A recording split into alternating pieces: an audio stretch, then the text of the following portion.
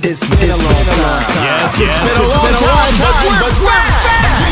The 19th annual Memphis Blues Festival starring Clayton. The man featuring Joe Wilson. That dancing Boogie Man. Nelly Travis.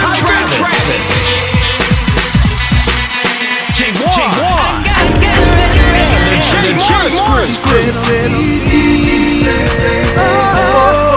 19th annual Memphis Blues Festival, Saturday, August 20th at the Lender Center.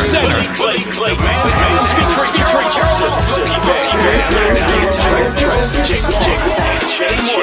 Saturday, August 20th at the Lender Center. Tickets on sale at the box office and Ticketmaster.com.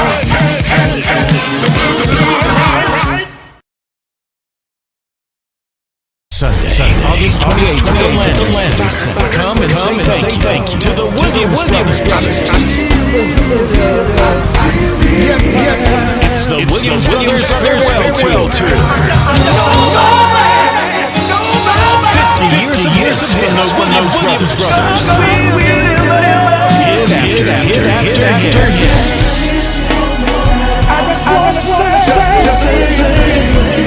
The Williams Brothers Farewell Tour. Sunday, August 28th at the Lender Center. Joining the Williams Brothers for this farewell performance. Sister Shirley Brown with the Tennessee Mass Choir.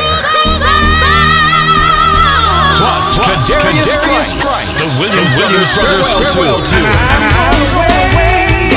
Sunday, August 28th at the Lender Center in South. Only 2,000 tickets will be sold. Tickets go on sale July 8th at the Lender Center box office and Ticketmaster.com.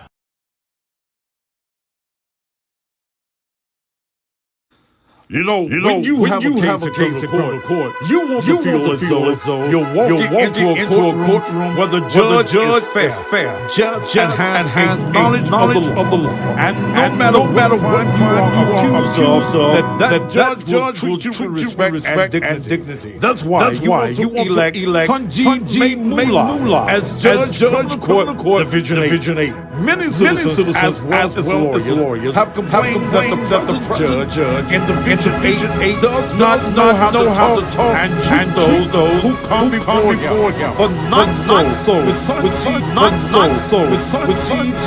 Mullah. Sanjay is prepared to deal with all the before him justly as he hands down the law fairly. Sanjay has over 20 years experience as an assistant public defender in Memphis and Shelby County. He has the clients of all different backgrounds. He has litigated cases all the way from arrest to jury trial involving crime that range from misdemeanors to murder and rape. Sanjay is committed to treating all litigants, witnesses, and victims of crime fairly and with compassion, and is dedicated to the cause of justice in Memphis and Shelby County. If you're ready for a change in criminal court Division 8, vote August 4th for Sanjay Mullah as your criminal court judge in Division 8. Early voting starts July 15th through the 30th.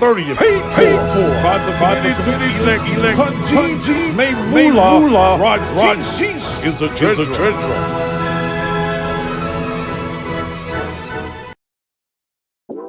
This is Atticus Matthews. Grew up on Clyde Avenue in an area of Memphis known as Chicago.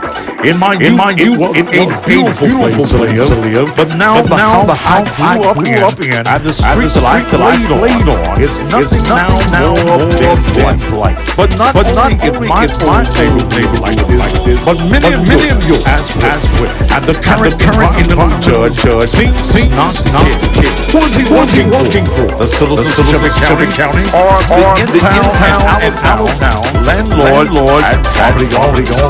But all of this change with getting rid of the current judge and replacing him with someone who cares and someone who is promising to do the job. And that person is Danny Kale.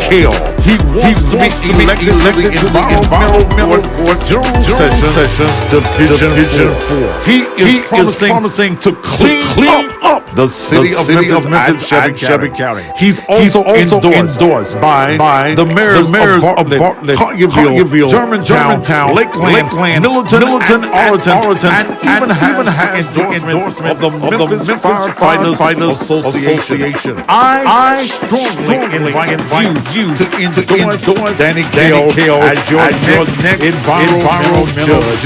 If you want to clean your community, then put a man in office that will flush your blight away. On August 4, vote Danny Kale for the Environmental Judge General Session Division 14. Early voting starts July 15th through the 30th. Paid for by the committee to elect Danny Kale. So help Kale. It's a trick.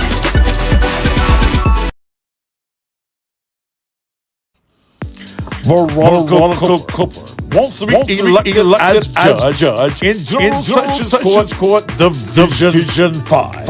Veronica Cooper got her law degree in 1997 from the Villanova University. Did her undergraduate work at the Morris Brown College in 1994. Veronica Cooper has 25 years in private practice, admitted to the United States Court of Appeals for the 6th District. She's also a former college professor, entrepreneur, and philanthropist. She is also a member of the Delta Theta sorority. She is very diverse in this community, holding no prejudice, and feel that everyone should be equal and treated with fair justice. She also says that Shelby County needs a judge who knows that her role is to serve the people by showing up to work, working hard, and treating those that come before her with respect and dignity. She says, I am that judge. She says vote for her because she will show up and eliminate the current ways in General Sessions Division 5. She will value the citizens of Shelby County and work hard on their behalf and respect the bench and respect those who come before her. Early voting starts on July the 15th through the 30th. Election day is August the 4th. Vote for Veronica Judge General Sessions Court Division 5. Paid for by the committee to elect Veronica our court judge. Ayla Tootin is the treasurer. Hello, I'm Judge Betty Thomas Moore. I have had the honor and the privilege to serve as your judge in Division 5 General Sessions Civil Court for the past 16 years. I made history as the first elected judge of the Shelby County General Civil Court. I disposed of thousands of cases to make partial and just decisions. I am proud to serve Shelby County. Thank you for your vote. Paid for by the committee to re-elect Judge Betty Thomas Moore, Alvin Moore, Treasurer. This is Judge Joe Brown, and we have a very important election coming up, and I want you to vote for a friend of Joe Osborne, a very experienced attorney who has delivered equity and justice to the citizens of this county for the last 30-some years. I've seen him practice. I know what he's about, and we need him in the criminal court. So vote Joe Osborne for Judge, Division 2 of the criminal court. This is Joe Osborne. This message is faithful by the committee to elect Joe Osborne for judge.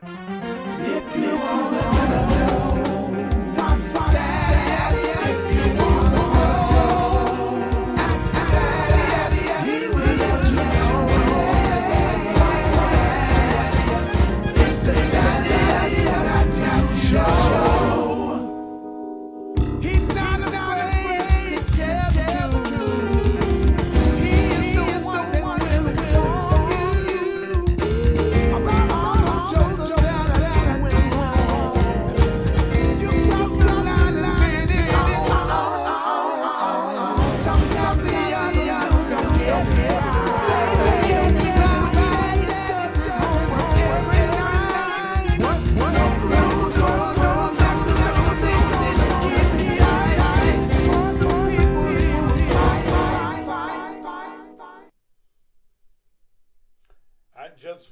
thought it would save, it's absolutely not. Slaughterhouse, screwed and chopped, ain't it?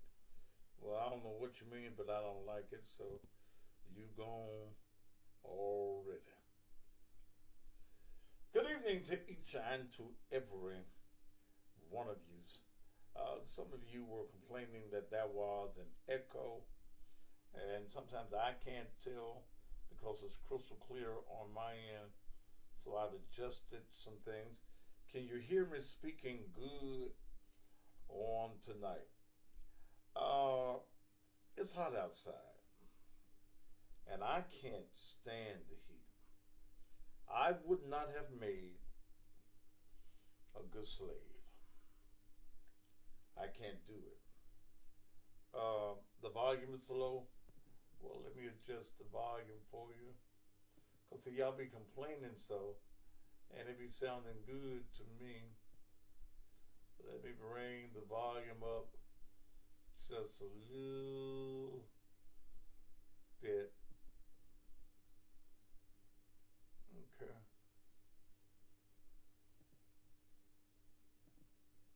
Can you hear what coming out of my mouth? Okay. Well, if you have an echo, fine. You just had it. Okay. You just had one. There's nothing I can tell you about the echo. Like I said, I can't hear it. All right, Excelsior. And if you're complaining, those of you that are complaining, I'm gonna block your ass now. I don't feel like it this evening. I have not felt. Well, is the volume up for you all now? I have not felt well this afternoon. In fact, I was feeling bad, and my blood pressure was slightly up, and well, I called my doctor, made me a doctor's appointment for Monday.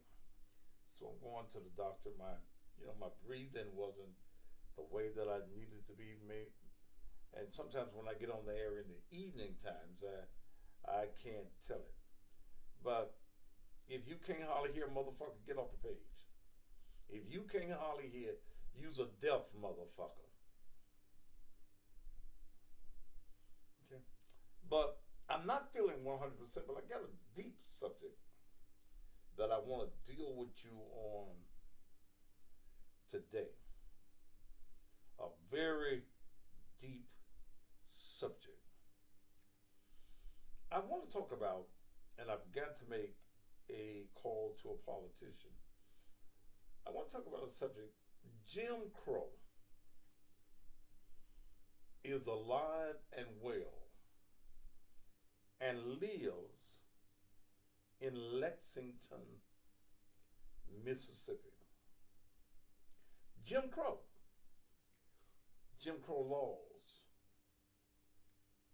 Jim Crow is alive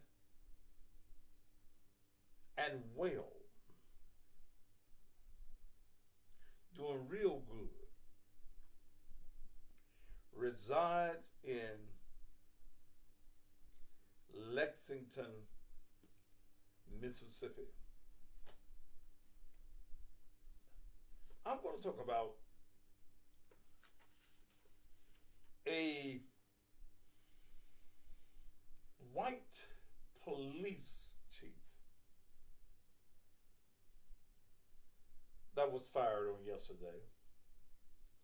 Not because they wanted to, but because of the pressure put on them by the radio stations in that area, which I'm on 5 radio stations in Mississippi. 5 every morning from 6 on to 10. Coming out of Lexington, Mississippi. And Lexington, Mississippi is unlike any town that I have ever been in.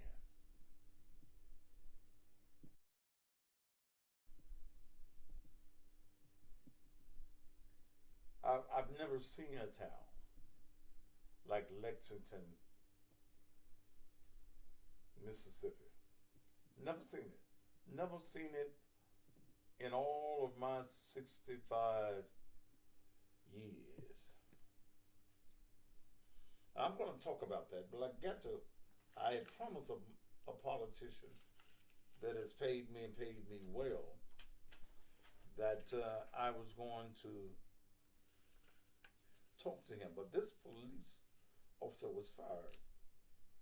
A black police officer recorded him bragging about 13 people that he's killed, he says, in the line of duty, calling black officers niggas, talking down on the LQBT, I think I got them right, them numbers, them alphabets right, is it LQBT? Calling them all kinds of faggots. And I got the tape. I've got the tape. I've got the tape. And I'm going to play the tape. And then I'm going to talk to one of the leaders down in that area that I know well. And that's going to be Isaac Lindsay, who is the general manager of 4 of the 5 stations that I am on in Mississippi. It is a town. What the fuck you mean you can't hear me? Clean out your motherfucking ears. Shit. Because this volume is all the way up. Let me cut this up a little bit more for you. Right here.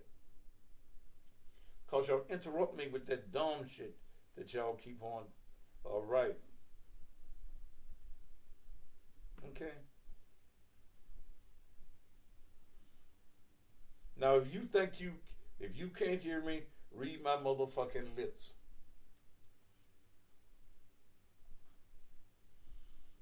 But it is a town, man. 1,800 people. 1,800 people. 1,500 of those people happen to be black.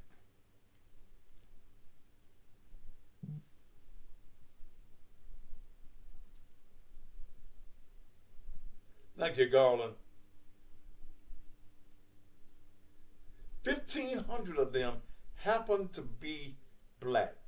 So this town is ran by 300 white folk. I'm going to get into it, but I got to call this attorney that I want you to vote for. His name is Sanjeev Maimula. Okay. Thank you, Hattie. You voted today. Thank you. This is going to get deep because I'm going to play. Garland, I don't know whether you heard me on the radio this morning or was it yesterday morning when I played the tape. But let me contact Sanjeev Maimula. When you see his name, most of you ain't gonna be able to pronounce it, cause it took me about 6 tapes when I was cutting the commercial to get it. Sanjeev, I had to civilize it, write it out like it sounds. Sanjeev Maimula. But this is going to be an awesome conversation on tonight.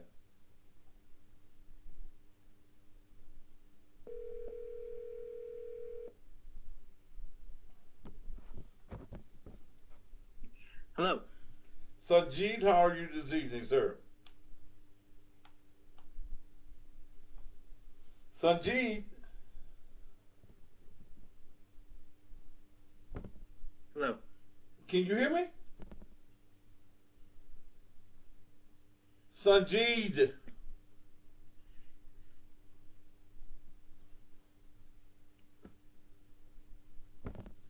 Sanjeev? Yes, Thaddeus. How are you this evening? Fine. I don't know why I have problems with these speakers.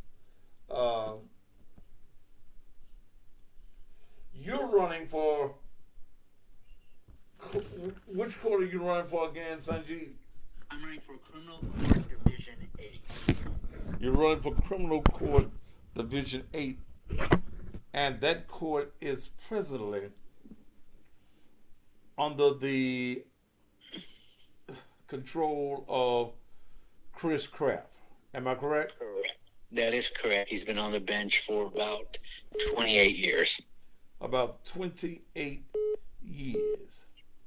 Yes. And what made you decide? Well, first of all, give me your experience. You mean my what experience? Yes, give me your legal experience. Well, I got licensed to practice in '99 here in Memphis, and I passed the Tennessee bar. And my first job was the public defender's office. I've worked at the public defender's office for over 22 years. What I've done is defended all clients who are impoverished and cannot afford to hire private counsel. I cannot choose my cases, and I have learned a lot from the system that I work under. I have been a lawyer fighting for people's rights for over 22 years, and I will continue to try to help the community with defending their rights. What can the public, the citizens of Shelby County, expect from you, as a criminal court judge? Well, what they can expect from me is to be fair and have everybody heard. This is both victims and defendants, because people need to be heard. Now, we also need to treat people with compassion, dignity, and respect, and I promise to do that as well. And what we can change right now is a person that's been there for 28 years, and we have failed solutions over the 28 years, because right now the criminal justice system is broken, and violent crime has gone up exponentially, and we need to have change to deal with these matters. And I believe that I would be the best candidate to make that change with my experience. I've done many jury trials and hearings. I have been in the court system, both in general sessions and criminal court, and I understand the law and I understand the community.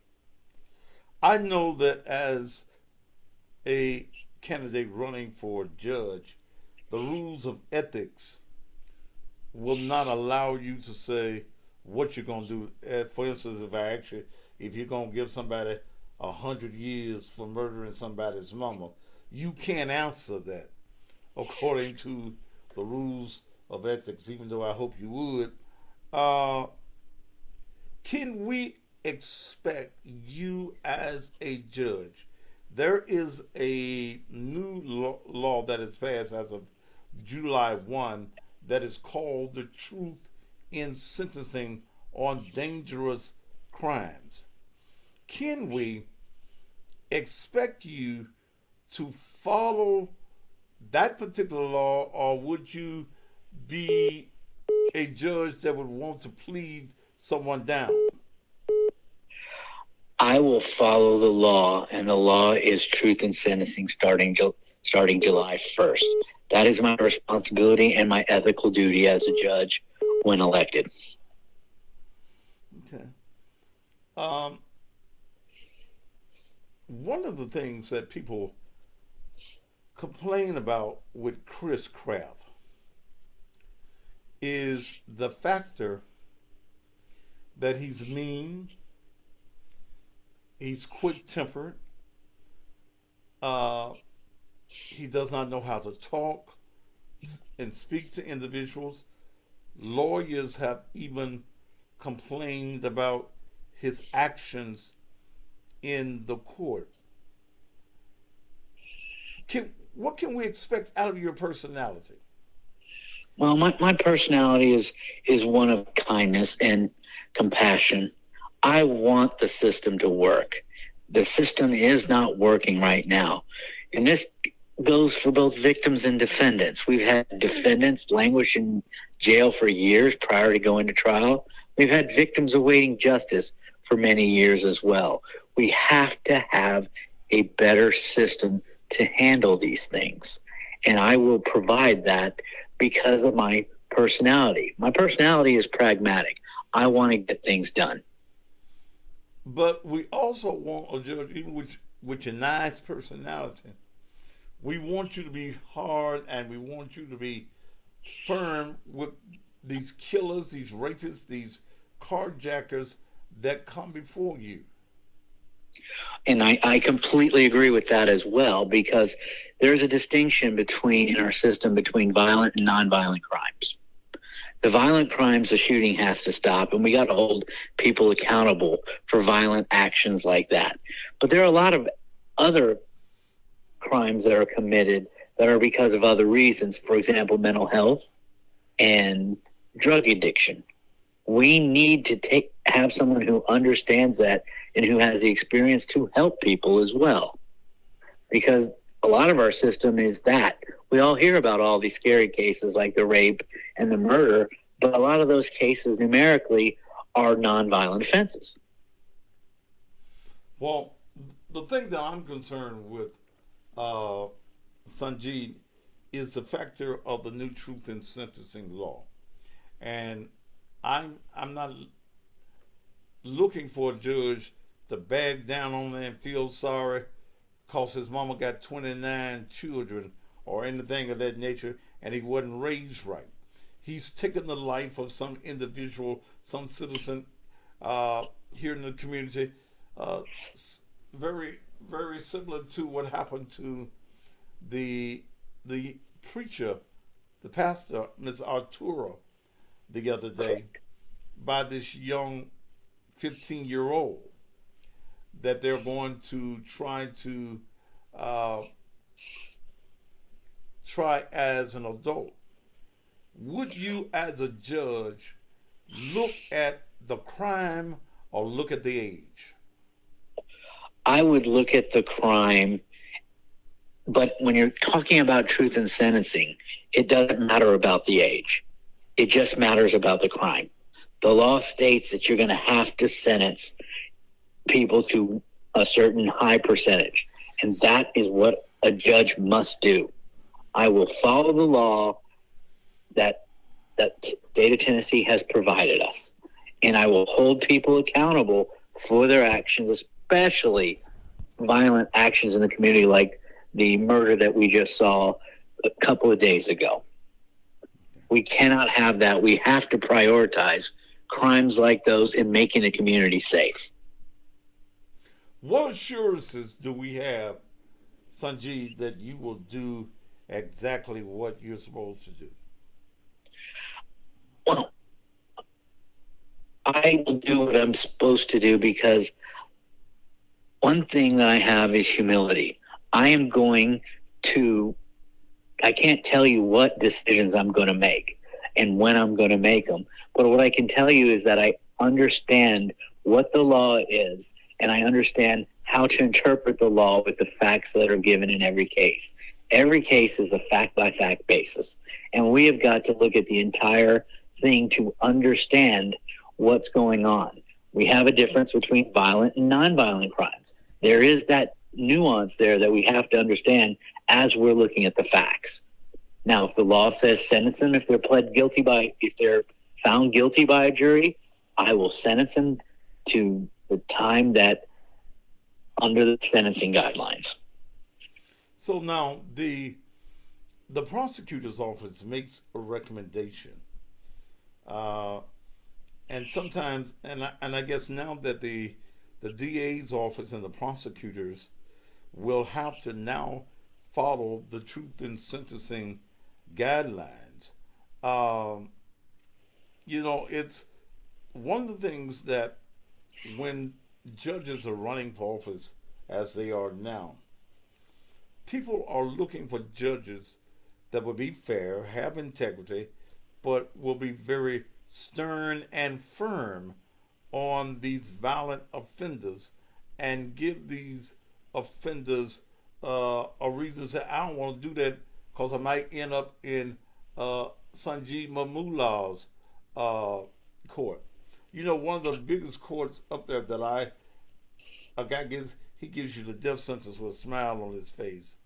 And that's Judge Lee Coffey. Judge Coffey, so polite, got such good manners, and will give you 100 years and call you sir and smile at you and all of that. That's what I like. That's what I like about Lee Coffey. Okay? We need judges that are going to throw the book as the law mandates at individuals. Yes, and that is my job to do that as a judge. I have to follow the law. And if the law is truth in sentencing, and it is, then I will follow and uphold that law and sentence people to the time they deserve. There is just no question about that. Jennings, I don't need your opinions, man.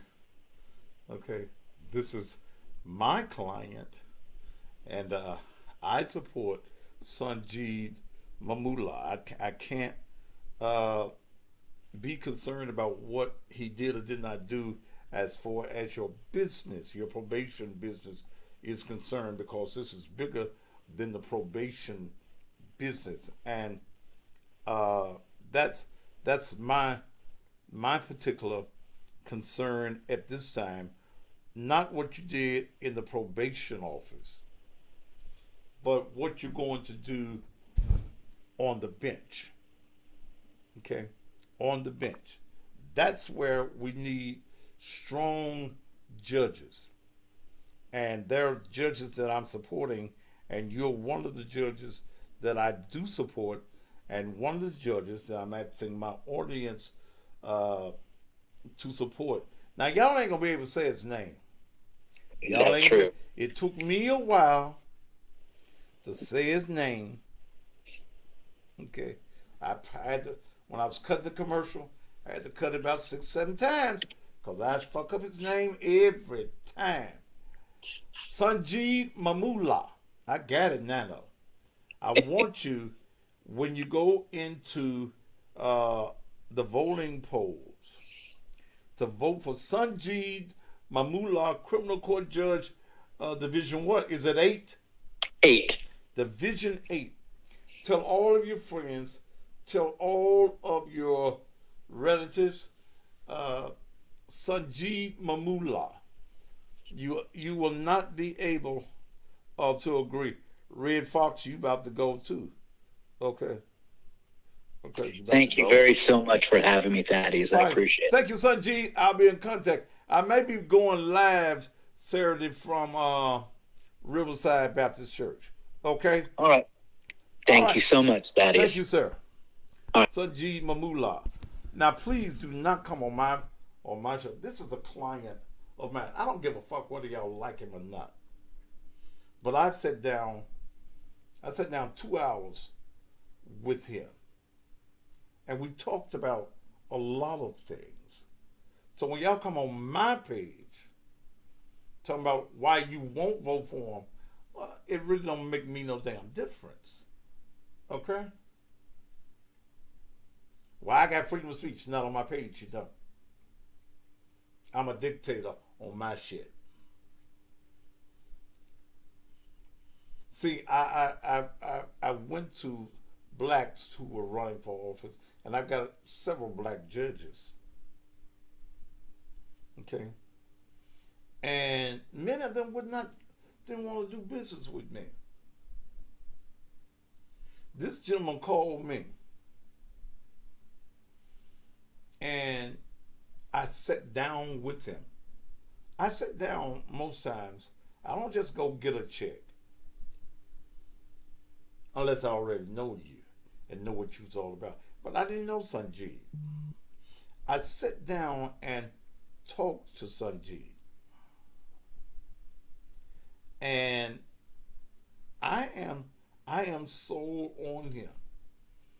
I'm not sold on who's already on the bench, and that's Chris Kraft.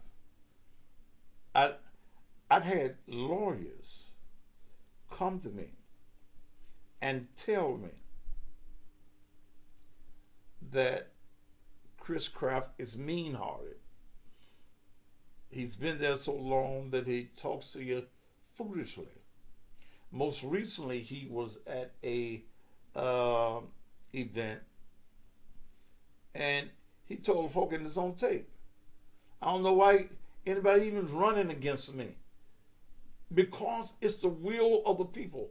No one owns the office. Okay, and this is what I tell politicians. No one owns the office. The office belongs to the people. Chris Kraft has been there nearly 30 years. It's time for new blood in most of these judge seats. I sit down. I do more than get a check. Because I want to know.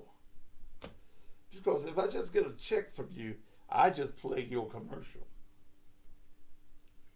But I can endorse you and I can support you when I talk to you. And I believe that you're going to be fair. Now, I don't know what anybody's going to do once they get in office. But the proof is in the pudding. And we need some new pudding. Okay?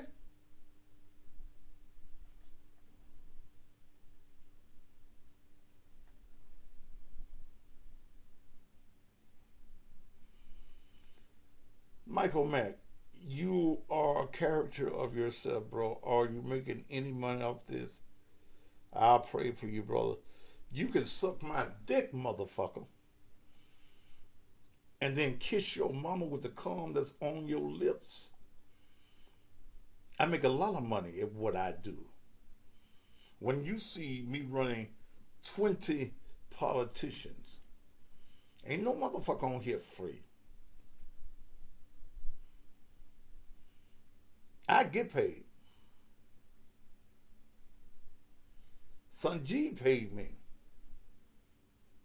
And here's the thing you do with white politicians that's different than dealing with black politicians. Black politicians be wanting a motherfucking discount. Black politicians don't want to give you your price, but they go and pay the white man. If I tell you $3,500, that's what it is. Some candidates, like Sanjeev, pay me extra because they really want, they buy the endorsement. The $3,500 gets you on the TV. The extras, somebody touched your neighbor and said the extras, if I believe in you, gets my endorsement. There are people who call me every election and want to know, who should I vote for? Okay. So Michael Mack, I don't even know why the fuck you on my motherfucking page. But again, eat out my ass and kiss your mammy. And ask her how good does good shit taste. You sorry motherfucker, you. Now I told you motherfuckers, I don't feel good this evening. But vote for Sanjeev Mamula. Okay? All right. Woo. Yeah. See, some of you have a problem with a black man making some money. You're jealous of a black man making money. This is how I eat. I'm in the advertising and marketing business.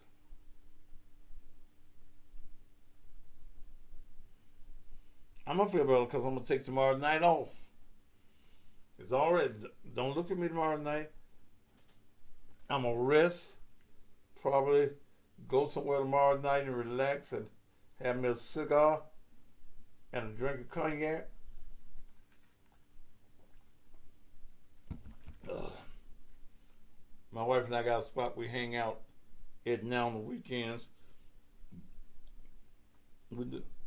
I've been doing this 42 years. Ain't no motherfucker in Memphis that can do this. Ain't no motherfucker in Memphis got the numbers I got.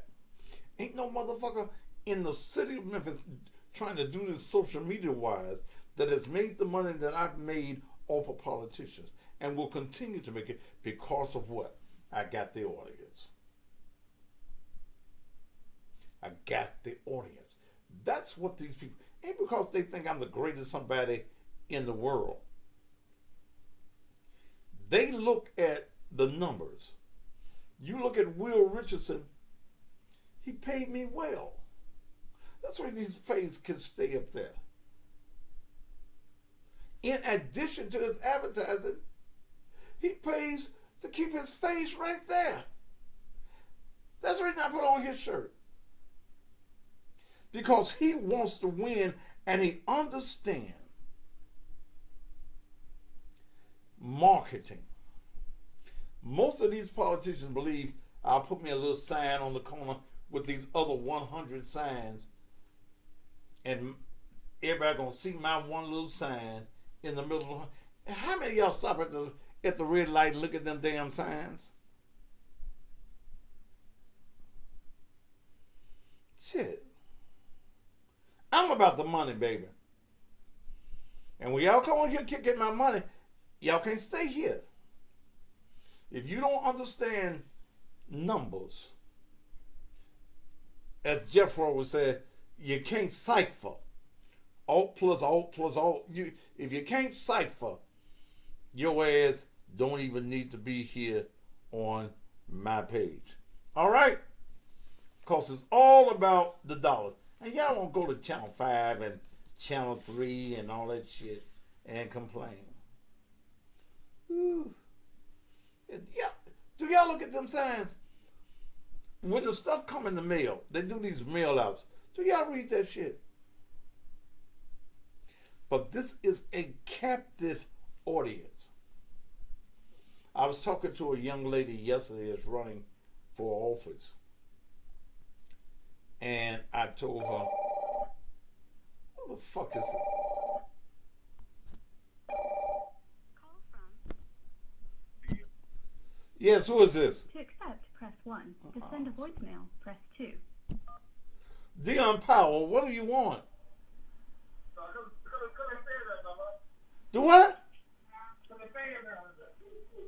I can't hear you, motherfucker. Man, get off your EBT phone and talk to me.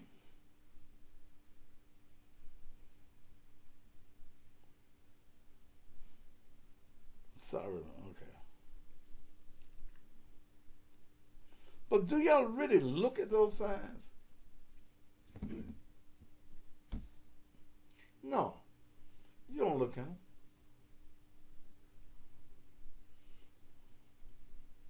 Does ballots make you vote for the people because somebody hand you a piece of paper?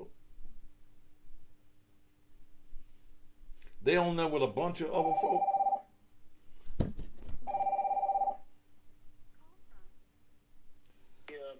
Man, what the fuck you keep calling me for? Press 1. To send a voicemail, press 2. Man, why you keep calling me? What's up, Dad? Man, what you got going, man? I don't want to talk to you, motherfucker. Wait a minute. I'm not your motherfucking friend, so what the fuck we gonna talk about?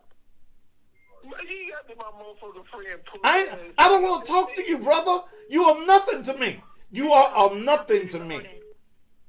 I don't want to talk to you. What Morgan bitch ass said? Who? This his sister. You ain't gonna talk to my goddamn brother like that. Bitch, I'll talk to you like that.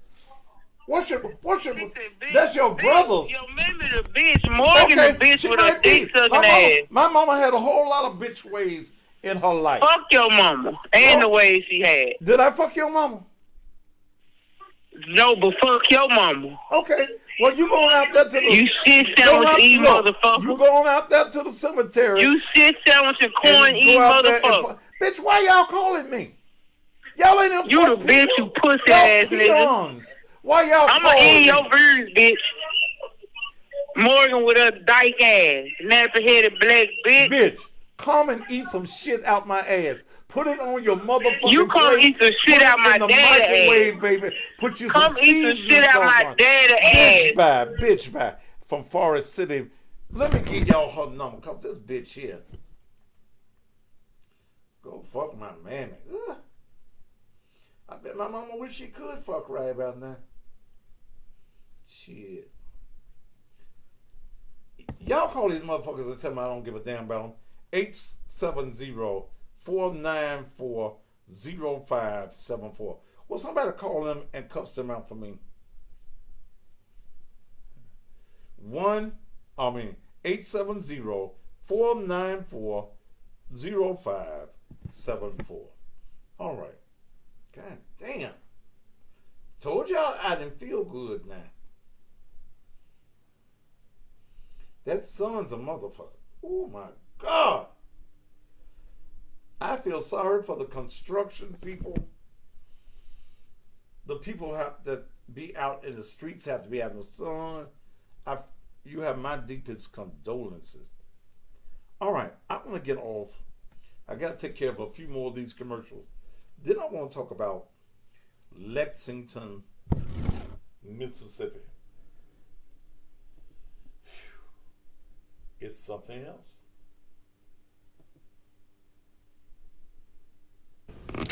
You know, in this election cycle, when it comes to electing judges, not only do you want honesty and integrity, but you want experience as well. And experience is exactly what you will get when you elect Stuart Breakstone, Circuit Court Judge, Division 6. Stuart Breakstone is a Shelby County native. He graduated from Germantown High School, earned his undergraduate MBA and law degrees from Memphis State University. Stuart Breakstone began practicing law in 1991. He has broad experience in the courtroom. Stuart has tried over 50 civil jury trials and 300 bench trials in circuit, chancery, and juvenile court. He has argued more than 50 cases before the Tennessee Court of Appeals. Stuart has been an alternative resolution dispute mediator since 2013. He has spoken at dozens of seminars on topics such as evidence, contempt, and family law. Stuart is past president of the family law section of the Memphis Bar Association. When you're considering the right candidate, judge by experience. Vote Stuart Breakstone for Judge Circuit Court Division 6 on August the 4th. Early voting starts on July the 15th. Paid for by friends of Stuart Breakstone, Nick Rice, Treasurer.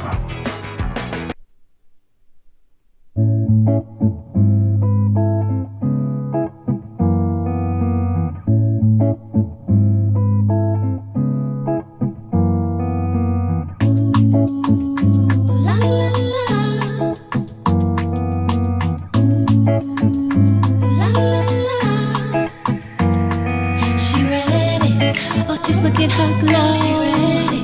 Yeah, she's standing up tall. Confident and bold. I'm just leaving my favorite spot for lunch in the Haven, Piccadilly. Everybody knows that whenever I decide to go to lunch, my favorite spot is Piccadilly, so that's why I'm just leaving.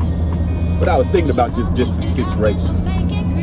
Whitehaven, it's time for us to stand up I'm not going to tell you exactly who to vote for, who not to vote for, but I do want to share this with you. It's time for Whitehaven to have a true Whitehaven voice, a person that was raised in Whitehaven, a person that was nurtured in the culture and climate of Whitehaven, somebody who's truly a Whitehaven tiger. Now let me also clear up a few distractions that's going on there. Everybody that graduated from Whitehaven now the true tiger. It's time for us to have a true tiger in office to make good decisions for the Whitehaven community. Not only the 3116 zip codes, but the 3109 zip codes. It's time for us to have a true tiger. Tiger, stand up. It's time to stand up and vote. Get someone who definitely bleeds black and gold like we do. Tiger forever. She is so indispensable. Yeah. She walking and talking, no faking, creating. She created.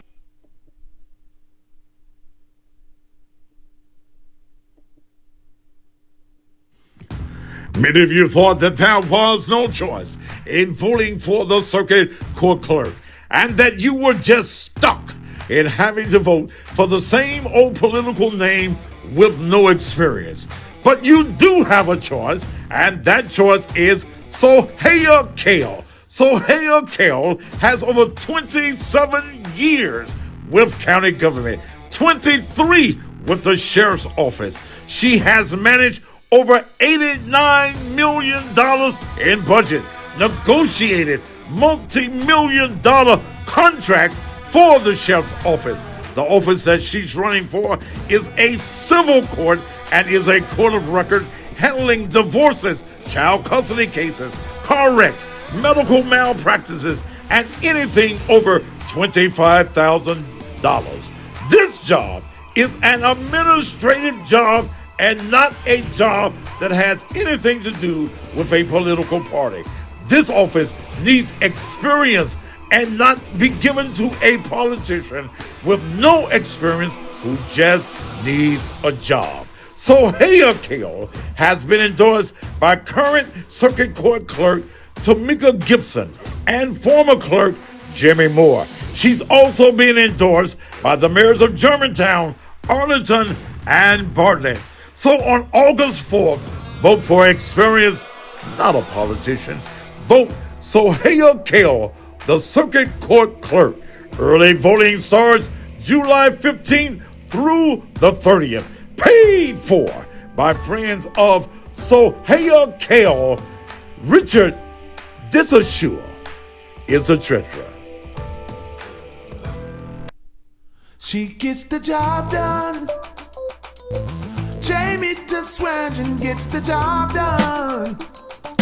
Hey, she's won city council, now she's running again. Circuit court clerk's office where we need a friend. We want somebody that we can trust. This city needs a leader that won't give up. Step to the left if you're voting, then step to the right if you know it. Then bounce to the one that you know is best to be the circuit court clerk and outdo the rest. She gets the job done. Swearingen for a better relationship with the judges. Swearingen for a better relationship with the lawyers.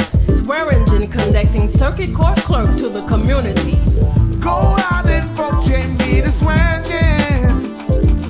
Hey, a vote for Swearingen is a vote for you. We're going to the poll and we know what to do. A vote for Swearingen is a vote for you. We're going to the poll and we know what to do. Paid for by friends to elect Jamita Swearingen, Juliet Waddell Pittman, treasurer. Greetings, citizens of District 86. My name is Will Richardson, and I'm asking to be your next state representative. I'm a husband, I'm a father, grandfather, multiple business owner, decorated veteran, man of God, and I care about the people. Yes, we have our challenges within our city and our state. That's why I'm asking for your support to continue the legacy and the hard work of our district. I want to be your voice in Nashville to assist in lowering crime, bringing better education for our children, bringing quality and affordable health care, and jobs back to our city. Remember on August 4th to consider me, Will Richardson, as your next state representative for District 86. Remember, where there's a will, there's a way.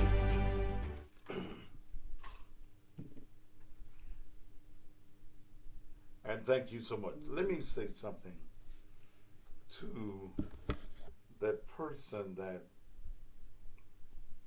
called me from Forest City, Arkansas. Coming at me is one thing. Give a fuck about you coming at me. Because I'll buy you out my small change pocket, so I don't give a fuck about you as a country motherfucker coming at me. But the only two people that you don't come out the mail, and you don't come out the Morgan. Your comments about Morgan, who is 7 years old, my heart, and if I die tonight, she'll have a great future. Now, don't make me look you up. Don't make me find out where you live, find out everybody that you owe, and send your bill collectors and anybody else that needs to find you to you. Okay? Now, I don't play with. Attack me. I don't care. This is what I do. You're entertaining. You're a buffoon. You're a clown. And I use buffoons and clowns to make my show. But don't make me go to the levels that Thaddeus Matthews can go. Don't make me use my influence and make my arms reach across that bridge and tap you on your shoulder. Okay? Now, let me go into this.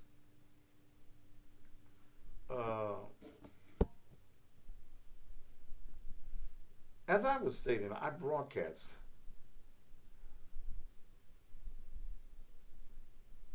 Big Bertha Black. I didn't ask you a motherfucking thing. Keep your motherfucking mouth closed. If I want you to tell me something, I'll tell you what to say. I heard exactly what he said.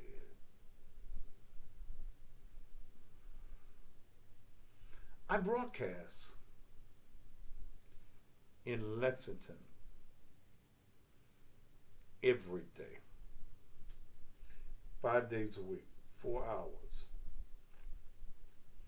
I've been on the air in Lexington a little bit over 2 years now. I play the blues there every morning. It is one of the most backwooded towns that I've ever been in. I don't make no money in Lexington, but I enjoy doing what I do, and it allows me to make money with promoters and people who are having blues shows and advertisers who need to get their message in Mississippi. But I don't make no money in Lexington, Lexington, Mississippi. The people in Lexington, Mississippi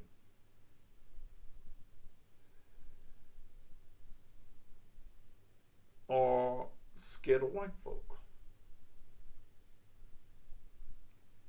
They bow to white folk. Okay? The town of Lexington, Mississippi has 1,800 folk. And out of the 1,800 folk, 1,500 of them are black. 300 of them are white. I'm going to be calling after I play this tape Isaac Lindsay, who is the general manager of 4 of the stations that I'm on every morning, who helped coordinate a massive meeting of concerned citizens yesterday in the firing of Sam Dobbins, a police chief that was fired yesterday only because of Isaac's messages on there and mine as well. Mine's a little bit different. Y'all know me. Mine's a little bit different than his. And there's some things that he can't say because he works for the station. I am not an employee of WAGR or any of the other stations that I'm on in Mississippi. I'm an independent contractor. I buy the time from these radio stations. So those individuals who would want to sue because of something that is said can't sue the station because of what I say. Because I don't work for the station. These people down there are under the Jim Crow mentality. Jim Crow laws were enforced until 1995. Jim Crow laws mandated racial segregation in all public facilities in the states of the former Confederate states of America. In fact, they have voted to take the Confederate flag down in Lexington, but they're scared to take the statue down.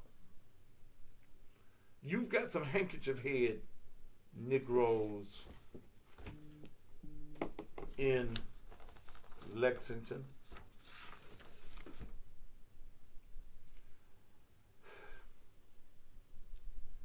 The board finally voted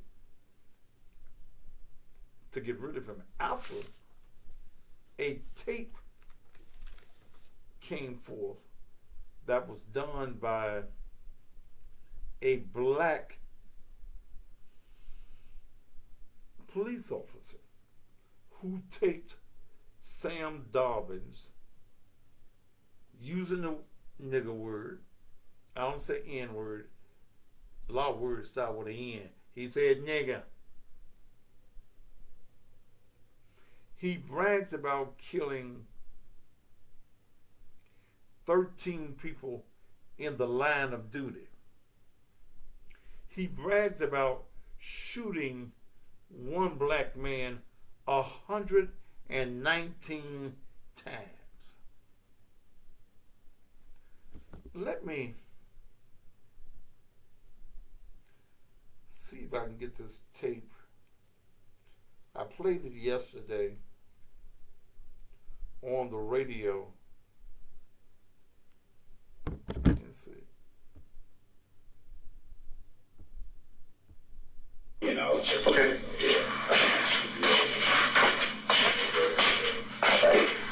What's up?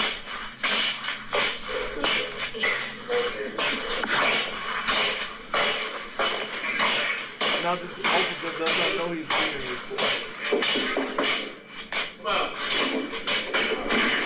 I have drawn it. Let me do this little meeting. I'll call you back, Big Daddy. Alright. What's up? What's going on? I do shit. Look at me. I love you, baby, and I care about you. But if you don't apologize, man, you know I care about you. Man, if you're looking for an apology after I gave you an apology back there, you're barking up the wrong tree. You know what I'm saying? Yes, I did. I told you the other day, I said, Hooker, you don't understand. I didn't mean anything personal back when I said what I said. Okay. When I got somebody on the other line that I need something right then, I got to have it. There's a reason behind it, man. I understand that, dog. Okay. Don't give me right to say, let them shut the fuck up, man. You know that, man. You letting these words get to you, man. No, I'm not. Hey, you stick around long enough, you're going to hear a bunch of shit. Don't both fucking head up, man. I'm trying to tell you, right? Look, I'm telling you, look, I come up through the streets, okay? Me too. If you're going to let some words bother you, maybe this ain't the place for you. Because I can tell you right now, I don't have feelings, okay? I don't have sensitive feelings. All right. I got a job to do. All right, well, that means you ain't got no feelings of respect for me, then, see? That ain't what I'm saying, okay? That ain't what I'm saying at all. All right? You're going to say things that I don't like. All right? It's going to happen. Not to you. It's going to happen. It's not okay? Not intentional. And I'm just trying to get you to shut up. That's all I was trying to get you to do. You were steadily talking. I'm telling you, okay, I've got to have this piece of paper right now. I had 31 calls about this bonding company that I had to straighten out. Right. Okay? Right. When my board attorney gets involved on a Sunday morning, it's serious. It's serious. It's serious. So, take it or granted, I work for the board.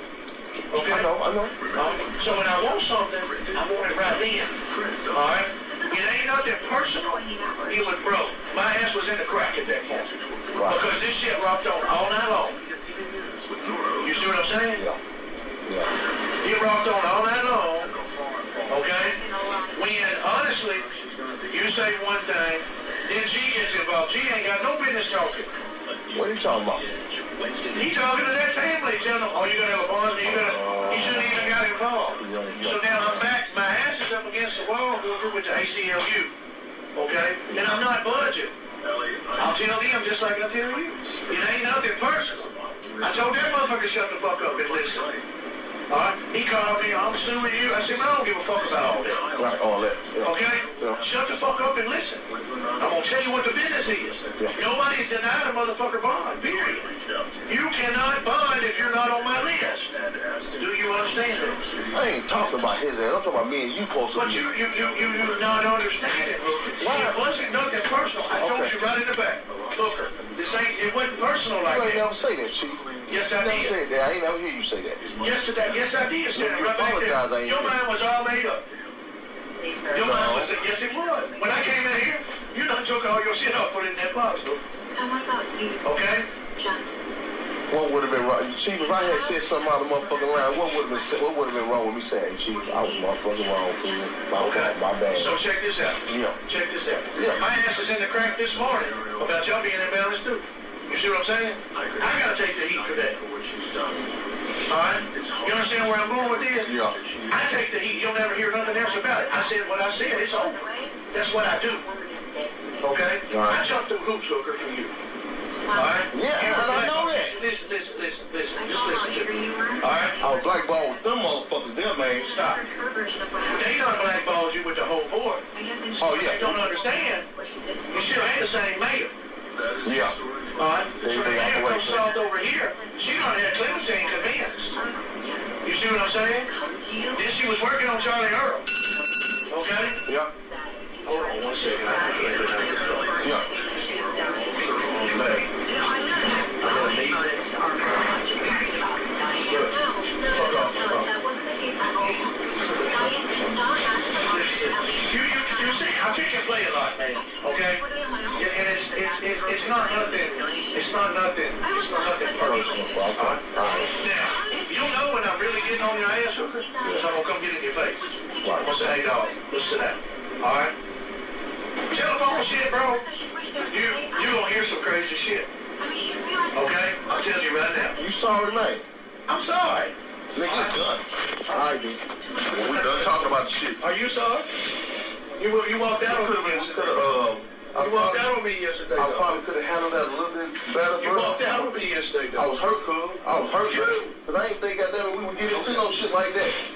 But I'm sorry, motherfucker, I ain't too big to say I'm sorry, dog. Let me explain something to you. Yeah. Let me explain something to you. Come on.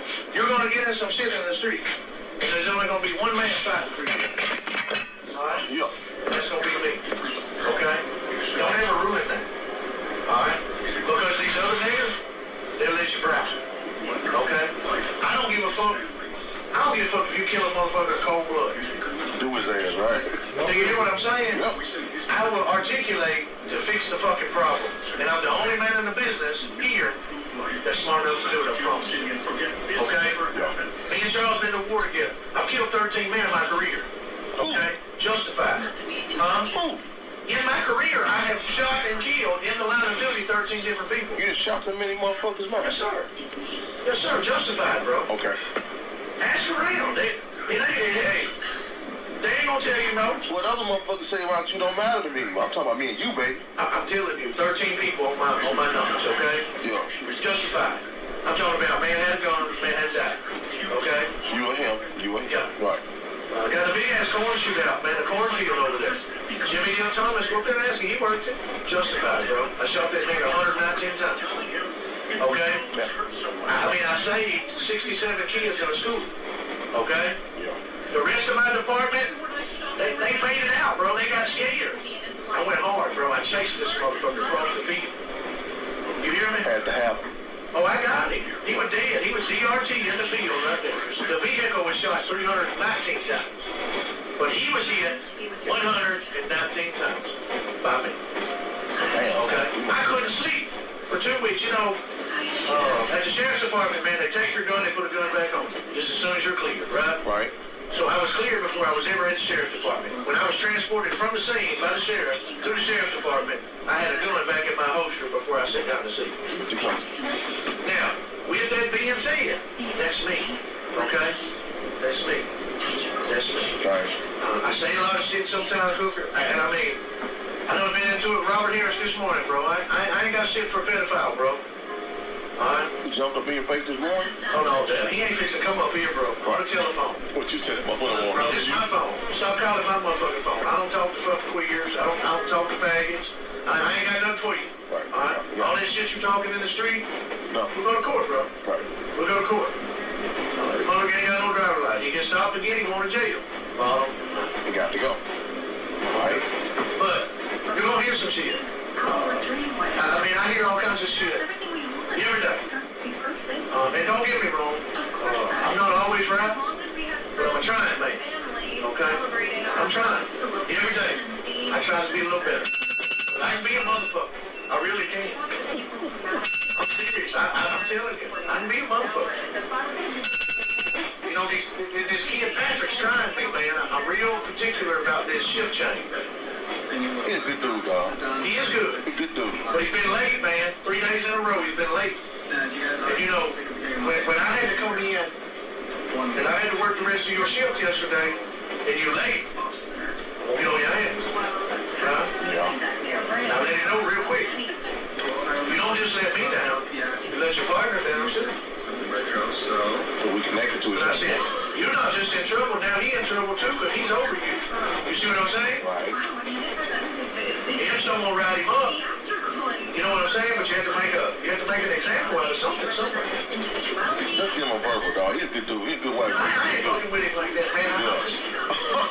This right here, I want you to take your shit, go home, go to work. That's you know what I'm saying? Yeah. All right, so we good, dog. I'm straight. I'm talking about me and you. We fine. All right, we fine. All right. Don't leave my car empty again, man. They'll get your ass kicked. I don't know the code. I don't know the procedure putting gas in there. But I had intent on doing it. Gas card back there. Okay. It says gas card. I'll find it. The code is 83889. Okay. Right. I'll find it. You put the mileage in, then you put that code in, you get the gas. Gotcha. Okay. If for some reason you don't have the fuel card, you go to Marathon before they close and you sign a house ticket. Okay. You bring the house ticket back here and put it in my door. 83889, gotcha. Tickets get turned in at the end of your shift, regardless of the situation. Regardless. No doubt. All right. No problem, bro. I ain't got no problem. My problem direction. I'm a soldier. But, I mean, I turned the tickets in yesterday that were in that box back there. That was in your ticket book. Okay. The next court date is the 5th of May. Right. You've been writing things for the 14th.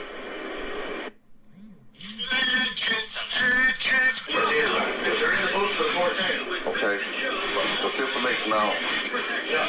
Okay. For now. All right. And then,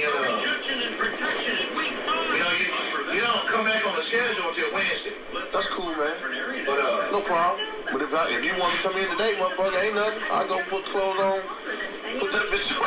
Because I was there watching TV, nigga. I was like, you do whatever you want to. You do whatever you want to. You want to come to work, you come to work. That's on you. I work a little bit.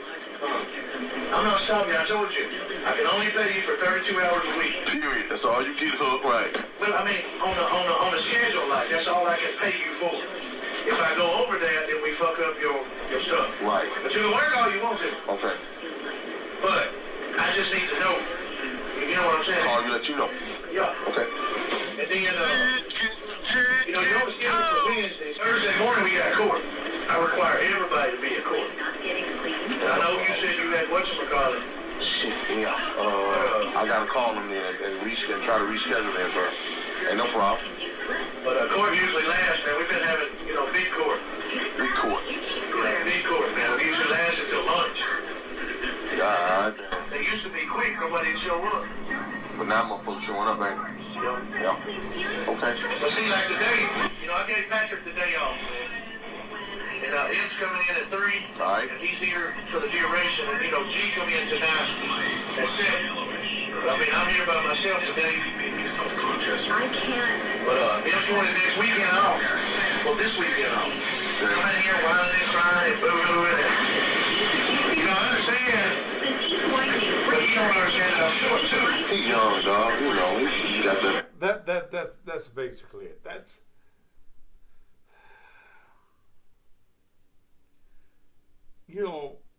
I didn't, at 65 years old, I wasn't out there with the dogs, the fire hoses, but that sounds just like the 60s. I tried to do talk in the mornings in Mississippi.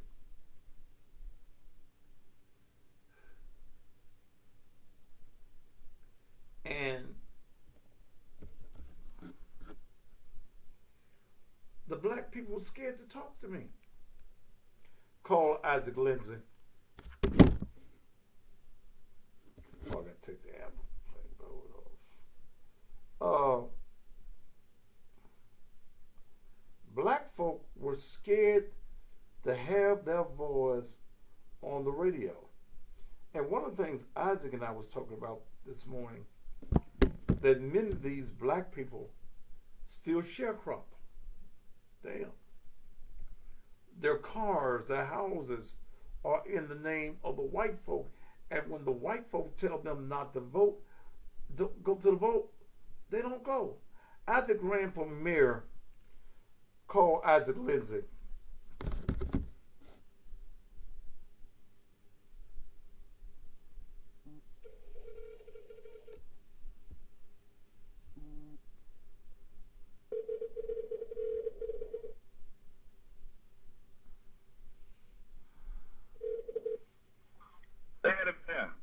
What's going on, Isaac? What's up, man? Hello. Can you hear me? Hello. Huh? Isaac, let me take you off this speaker, but you. Can you hear me now? Yeah. Okay. You on a Bluetooth or something? I'm holding the phone in my hand. Yeah. I got it on speakerphone so I can hear. Take me off the speaker. I'm getting. All right, you hear me now? Okay, yeah. Isaac, I just played the tape of Sam Dobbins. Mm-hmm. And Isaac is the general manager of 4 of the stations that I'm on every morning. He's also a leader in the community and a pastor in Lexington, Mississippi as well. How did all of this come about, Isaac? Well, Officer Hooker, who you can hear on that recording with Chief Sam Dobbins, left the Lexington Police Department. But he had been having problems out of Chief Dobbins, and he said the guy said so many terrible things when since he knew he was leaving, he decided to make a recording. And he said the reason that he allowed him to use the kind of language that he was using, the N-word, several times, simply because he was trying to get him to talk and document the type of guy that he was. So that's how he got started. And I know, but the audience don't know that when Sam Dobbins was hired, he was not certified in the state of Mississippi. That's right. The mayor of Lexington. And I'm having a problem. Corey. I'm having a problem hearing you, Isaac. Okay. I'm gonna get in my car because I'm standing outside, and I'll see if you can hear me when I get in the car. Hold on a second. You probably in background noise.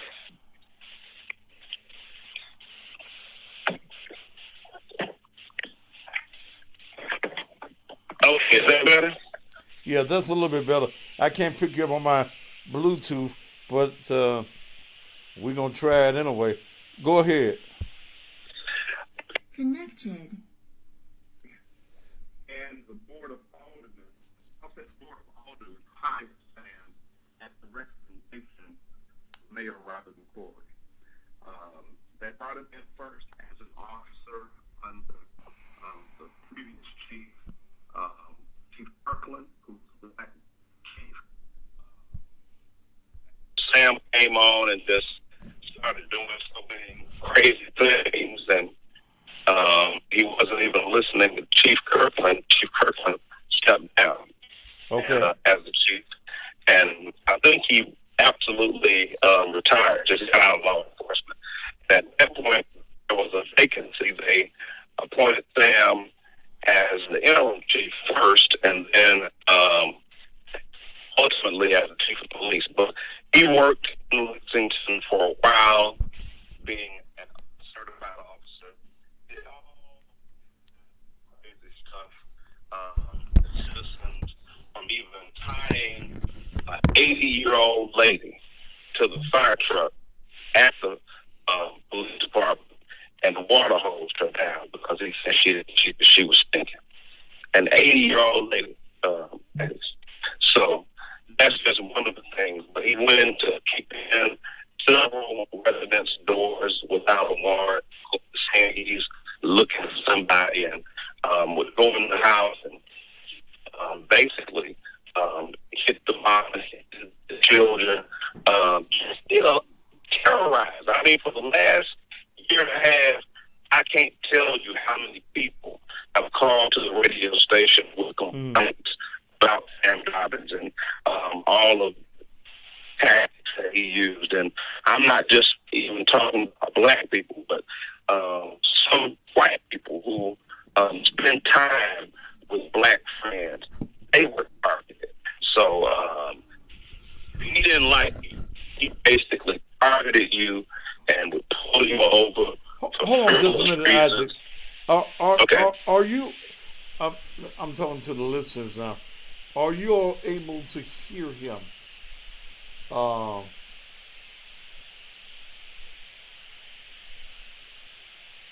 Because I'm having a problem picking you up, man. You want to try me on my other phone? Connection successful. I'm gonna try.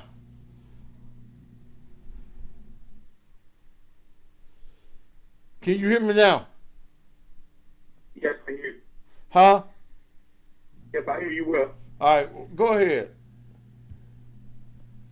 Go ahead with what you were saying, man. Okay, so he was hired as a non-certified officer and just basically started terrorizing the community. One of our community leaders and a gentleman who grew up next door to me, his name is Anthony Brown. You might have did better. You might have been better. You might have did better in the house than out in your car, as it. But I was actually at my basement. Okay, let me go ahead. Go ahead. So he was Anthony Brown was able to find all of the paperwork showing that Sam Dobbins was not certified.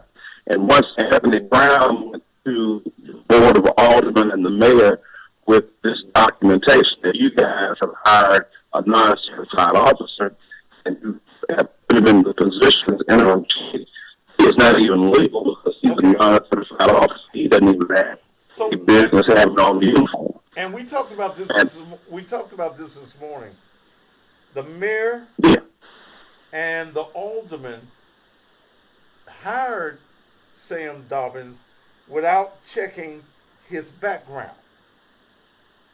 Right. And they hired a uncertified person as not only a policeman, but the chief of police. And then when they made an interim chief, that is, the citizens, the taxpayers of Lexington, paid for Sam Dobbins to go to the Mississippi Police Academy to become certified 5 weeks. So we paid on the taxpayers' dime. We paid for him to go and get certified.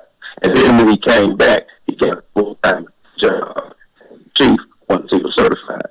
So I said it this morning, and I'll say it again. Anybody that has been arrested under his administration, anybody that has gotten a ticket, anybody that he has done any type of forceful brutality towards them, they all have a lawsuit. They all will be getting a good lawyer, sue the city of Lexington and the mayor and the board of aldermen for what they did, because they ultimately are the responsible parties.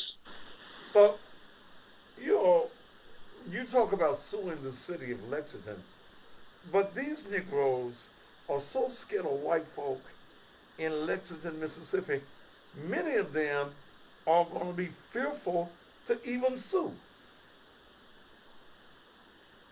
I agree. And your sound is bad. It look, it's like you be telling me in the morning sometimes you distorted. But you have my other phone number. I'll text you from that number. Your house, your house number. No, I'm not. I'm at home. I'm at my bass player's house. You're on your cell phone. Yes, sir. Come back and call me on your house phone. Okay, I'll be at home in a minute. Are you at home? No, I'm about 20 minutes from my house. I'm at my bass player's house. He has a cell phone too, so he doesn't have a landline. Okay. Yeah, because your cell phone is cracking up down in Lexington, Mississippi this evening. All right, give me a minute. I'm going to see if I can call you from a landline phone. Okay. All right. Okay. All right. I'm going to let him get to the house. Look.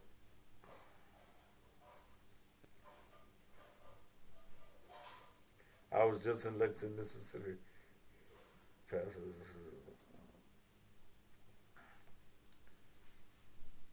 I'm talking about the people are literally scared to death to challenge whites in Lexington, Mississippi.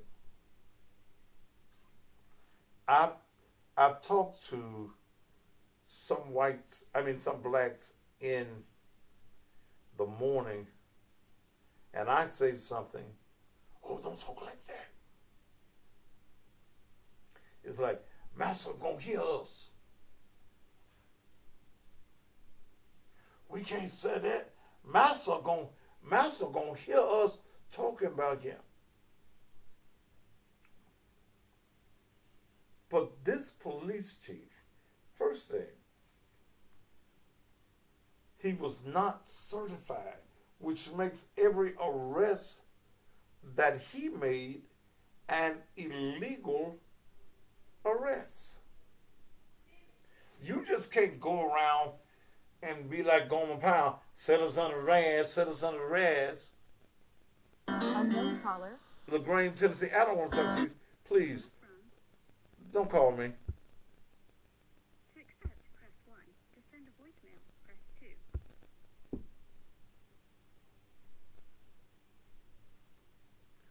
And as I stated on the radio this morning down there,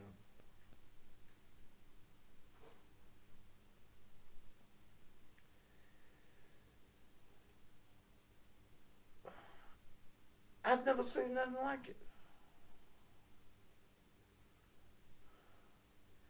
They grin and giggle in the white man's face.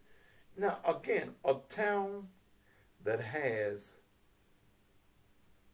1,800 citizens, 1,500 are black.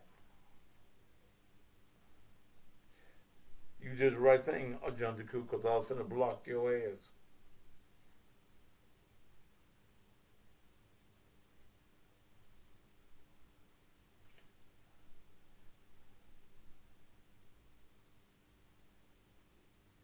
How, I can't understand it. And I guess the people of Lexington don't understand me. They understand I play good music and all that. But when I go into the form of, let's talk about this, the phone lines get silent.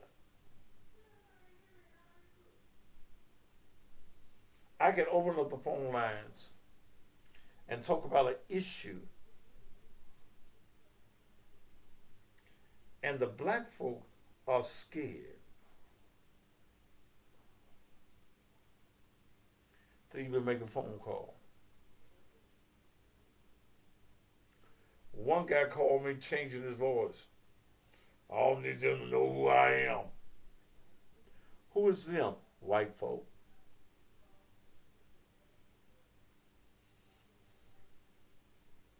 I hate going to Lexington, Mississippi. I've been down several times since I've been on the air down there.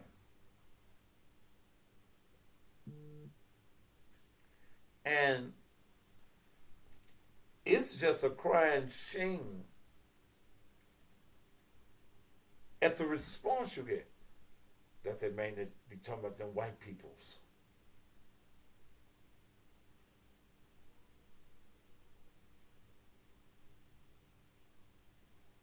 Come on.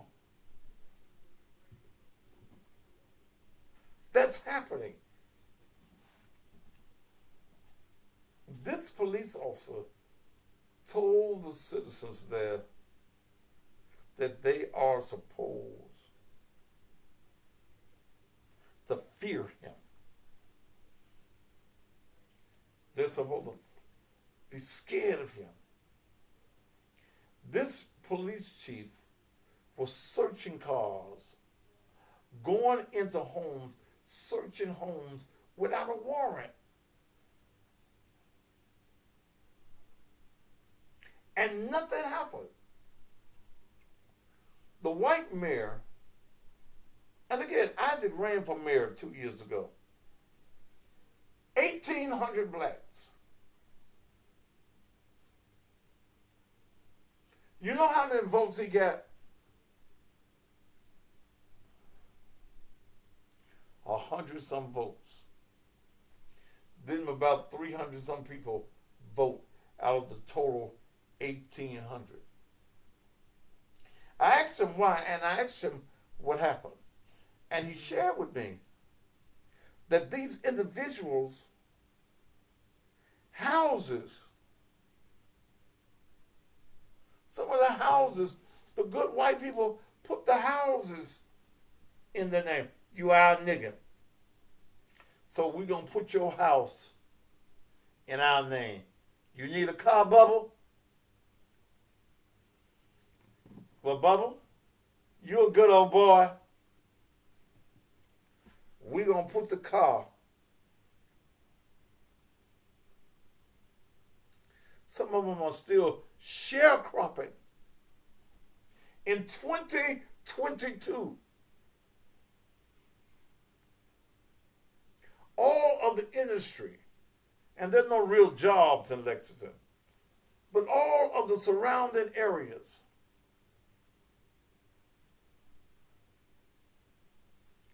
the white folks tell you, now, Bubble, you ain't going down there to vote, is you?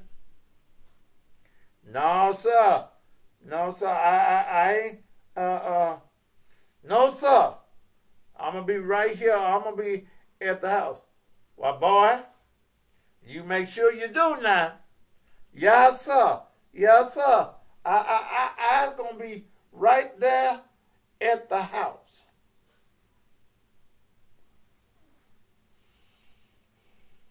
It's still happening. Jim Crow is alive. He's doing well.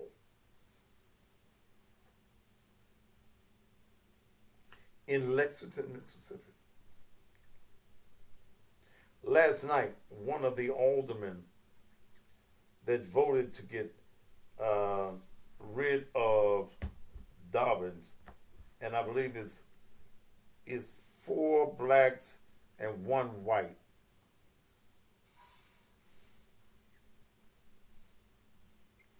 One black and 1 white did not vote for him.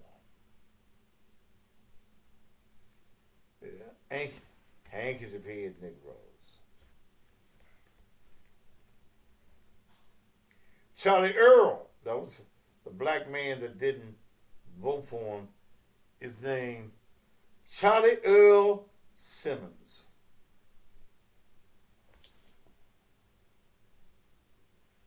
The white man that didn't vote, Richard Spencer, owns Spencer Tire Shop down there. I told the audience this morning, don't buy you no damn tires. Unknown caller.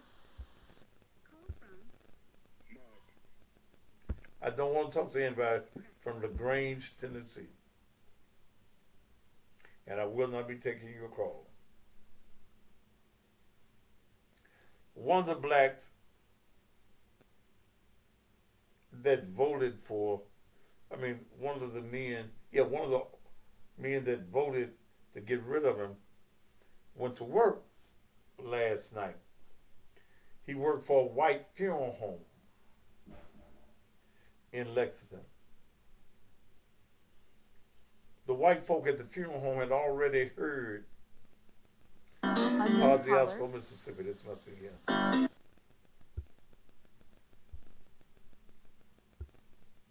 Hello? Hey, Thaddeus, this is Isaac Lindsay. Can you hear me any better now? I got you, Isaac. Okay. I got you now. You down in Kosciuszko. I was telling them how the vote went on last night, and I was even talking about the gentleman that got fired from the white funeral home. I don't know what he do. I don't know whether he the car washer or what he do, but you said he had been at the funeral home a long time. As long as I've been in the world, he was there. And I'll say this. He came to the meeting last night. He called me outside of the meeting, and he said, Lindsay, I want you to tell those people in there 3 things, all right? I said, okay. I said, well, why don't you come and tell them? He said, well, no, I don't want to come in. With tears in his eyes, he told me, he said, the reason I voted the way I voted was because of the evidence that was presented to me. Mm-hmm. My vote was based solely on the evidence that was given to me, and that's why I voted the way I voted, which was to have Sam Dobbins terminated. He said I also voted to hire Henderson as the interim chief because we have court tomorrow and have a certified officer in the courtroom. Mm-hmm. That's why I voted to retain Henderson as the interim chief. But that does not, he said, but that does not mean that we're not looking in other places for the right candidate. Mm-hmm. He said, thirdly, I voted for my people, and I'm not with the funeral home. They didn't like the way I voted, so we go on our separate ways. I said, did they fire you? He said, well, call it what you want. I'm not with them no more. Now, that's what he said to me.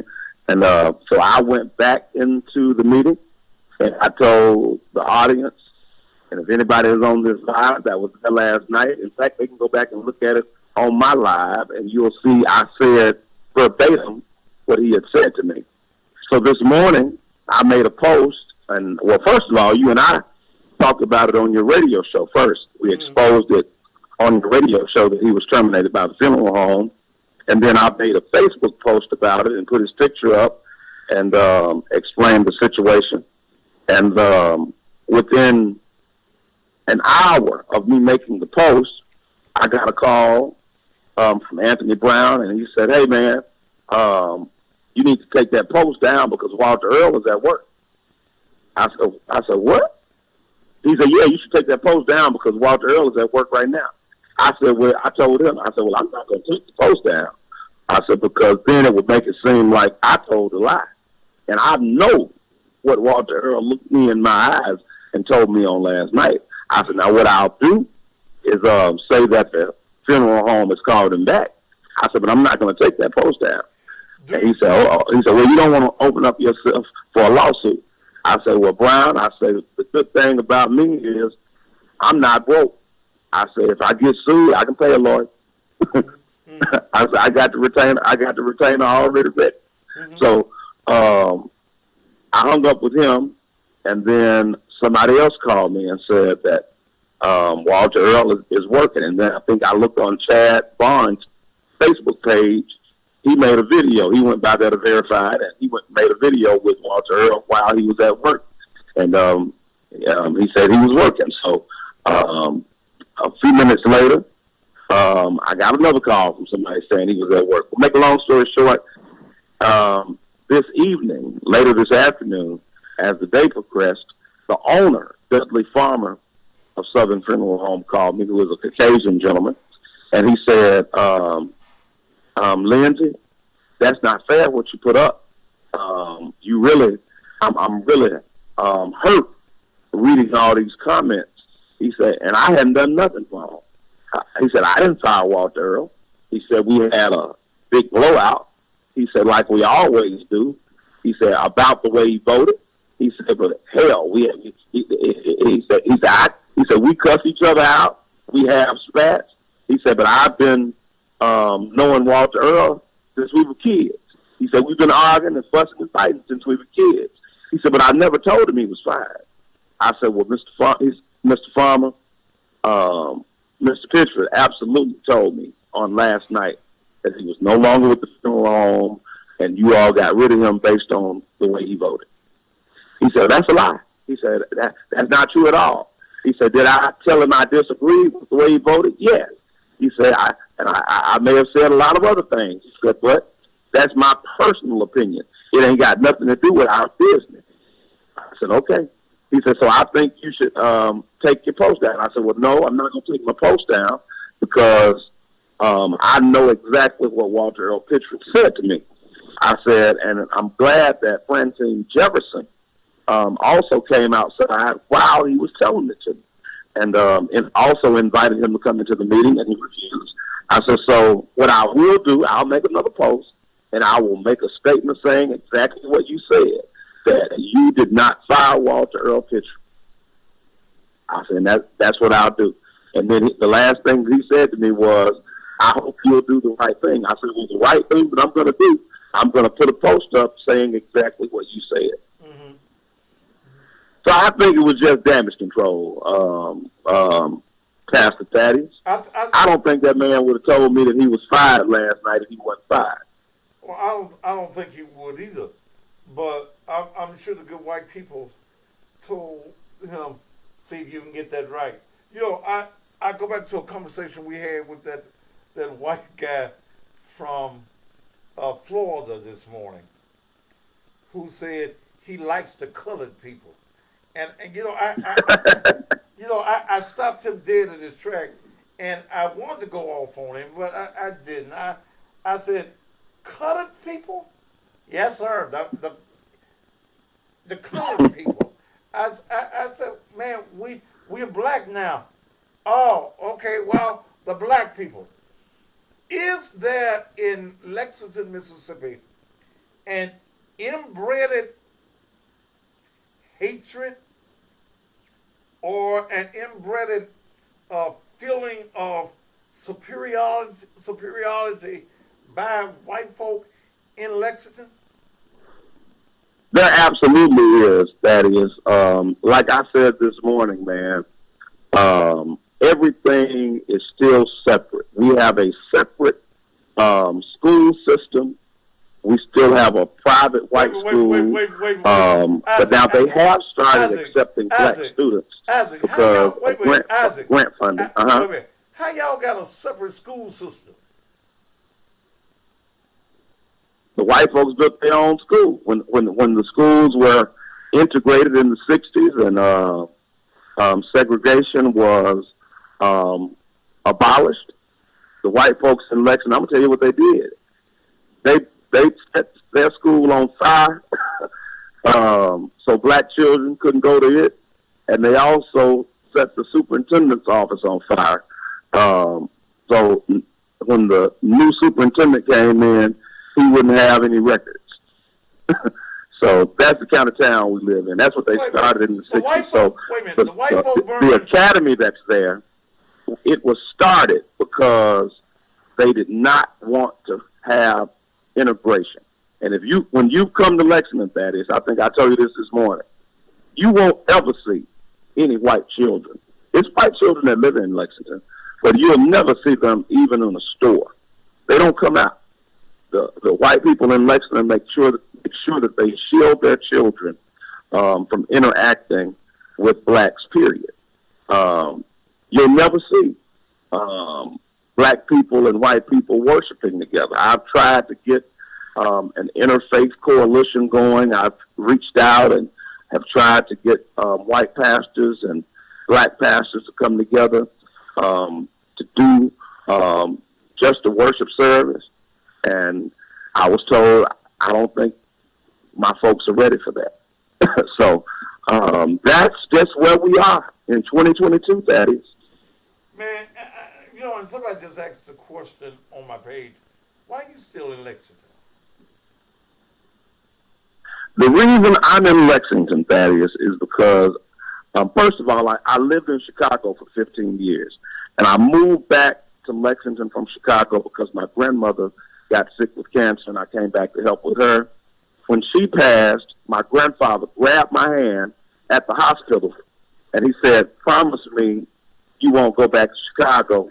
I want you to live with me and take care of me." And I said, "Dad, I got too much going on in Chicago. I make way more money in Chicago than I could make down here." I said, "Man, I can't stay here." And my grandfather said to me, "You wouldn't be able to make none of that money if I had to pay for your education."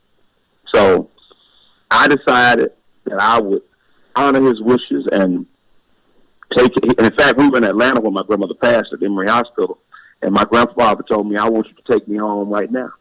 So I respected his wishes, and I drove him from Atlanta to Lexington. And after we had the funeral, I went back to Chicago. I actually resigned from my church, but they wouldn't accept the resignation.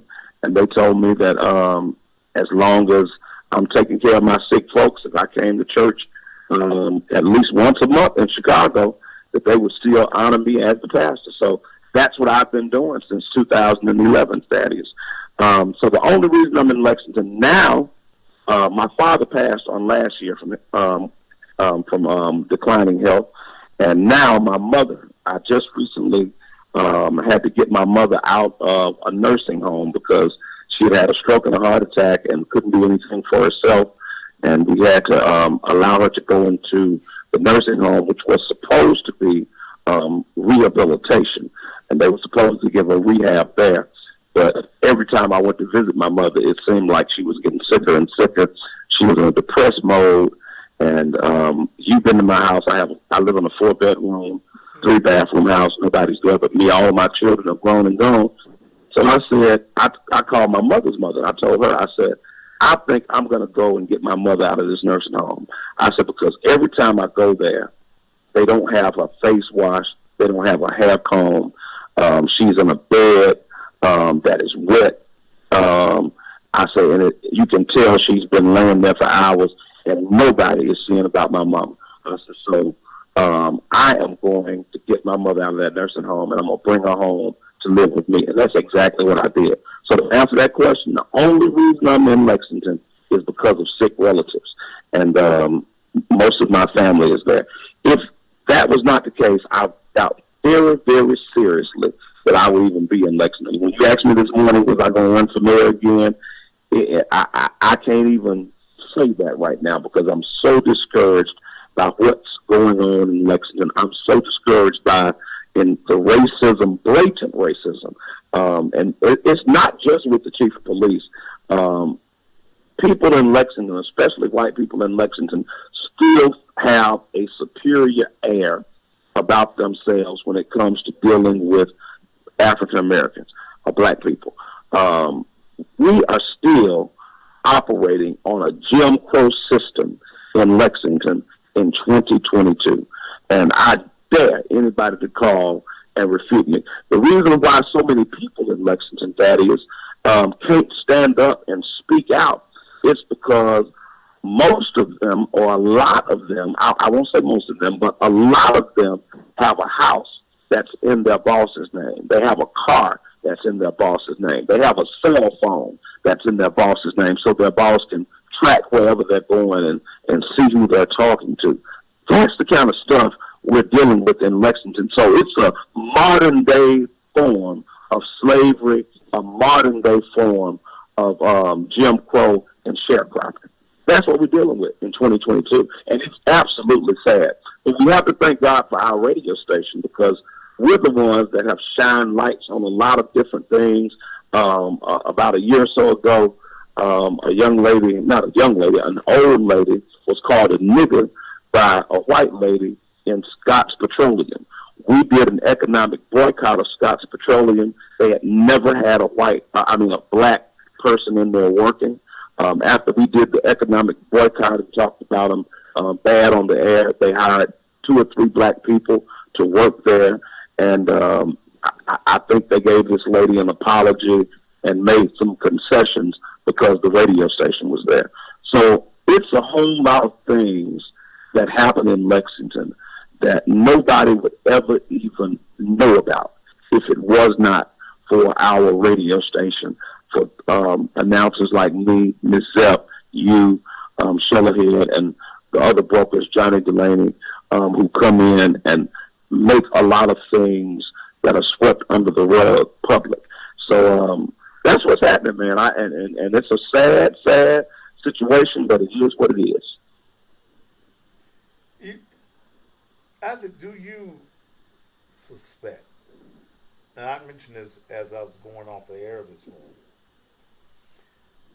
that white folk will come physically for you like the Night Riders? Because that radio station in Lexington is making some black folk think, even though they're scared, it's making some black folk. But when you call these white folk out and you call them by name, and like I said, don't go to Spencer Tie, don't buy a tie, inner tube, or nothing from him. They got to feel at some point that there is going to be an economic crunch on their particular businesses, especially if a economic boycott is called. And I don't even know if the economic boycott would even work there. Do you fear for your safety down there? Not really, because I tell anybody this, I was raised by my grandfather, who was a man's man. And my grandfather taught me how to shoot a pistol before he taught me how to ride a bicycle. Okay. Okay. So I'll leave it at that. Okay. Okay. I'm not threatening nobody, but my grandfather taught me how to shoot a pistol before he taught me how to ride a bicycle. And practice makes perfect. Practice makes perfect. I don't miss. And he also taught me that if you ever pull it, you shoot to kill. Yes. You don't show it, you don't talk about it. But if you have to pull it, and I'm just going to tell you what my grandfather was a man's man. My grandfather told me, Thaddeus, he said, if you ever go to jail for stealing, you'll stay there. If you ever go to jail for doing something unethical, you will stay there.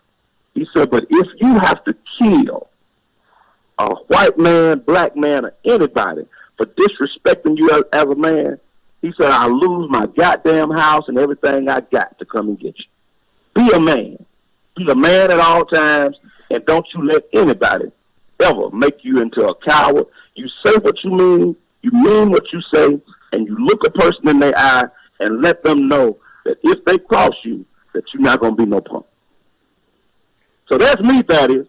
It's in me 100%, and my grandfather also had a saying, I got a lot of his ways, and anybody that ever took his class, he taught school, in the Lexington school system for over 30 years. And anybody that ever went to his class, they can verify everything that I'm saying. But he also told me that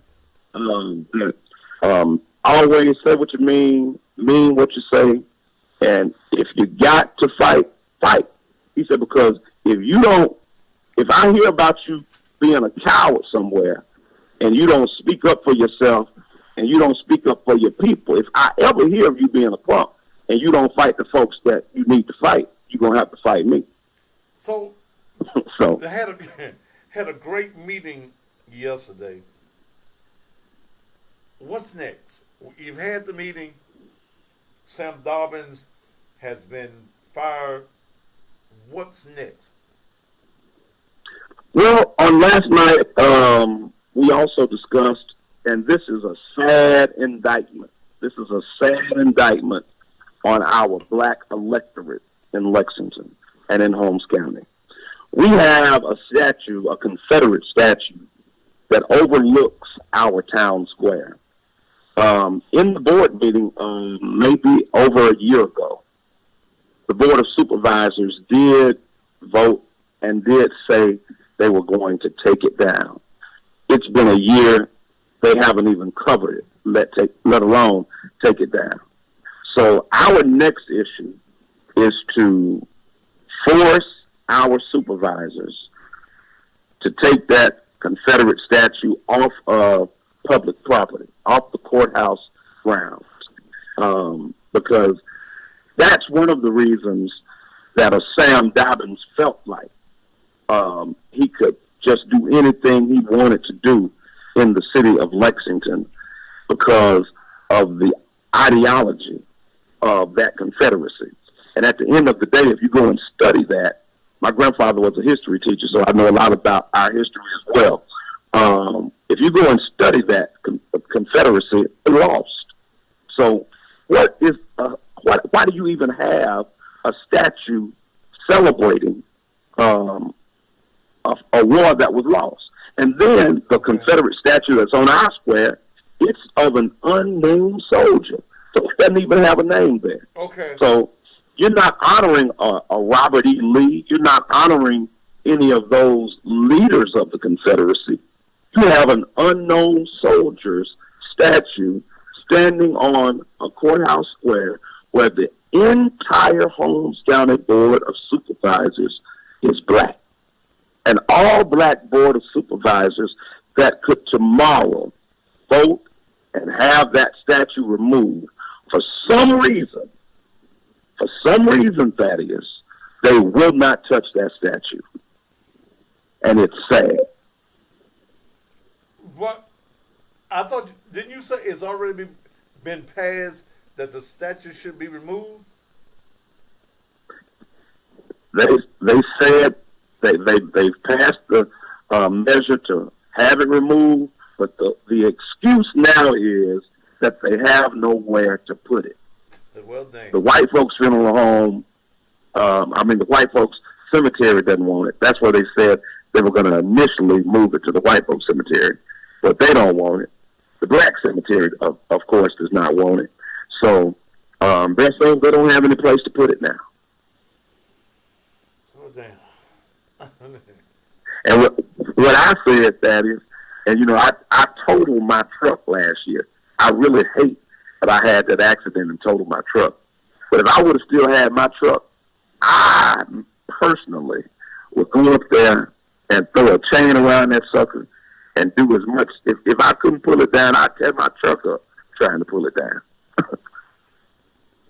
And it's going to come to the point because we the people are demanding at this point that statue be removed. We're giving them a little time to make the right decision.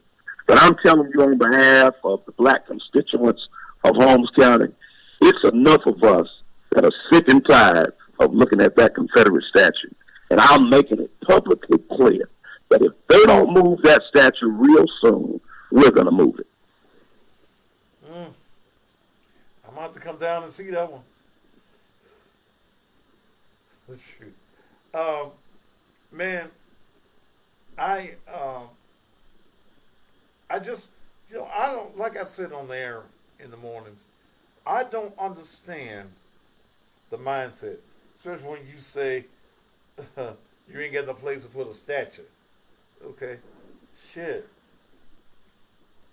And we were talking this morning also about the housing, the low income housing that the federal government has approved to be built in the black community, but the mayor does not want to put the low income housing in the black community.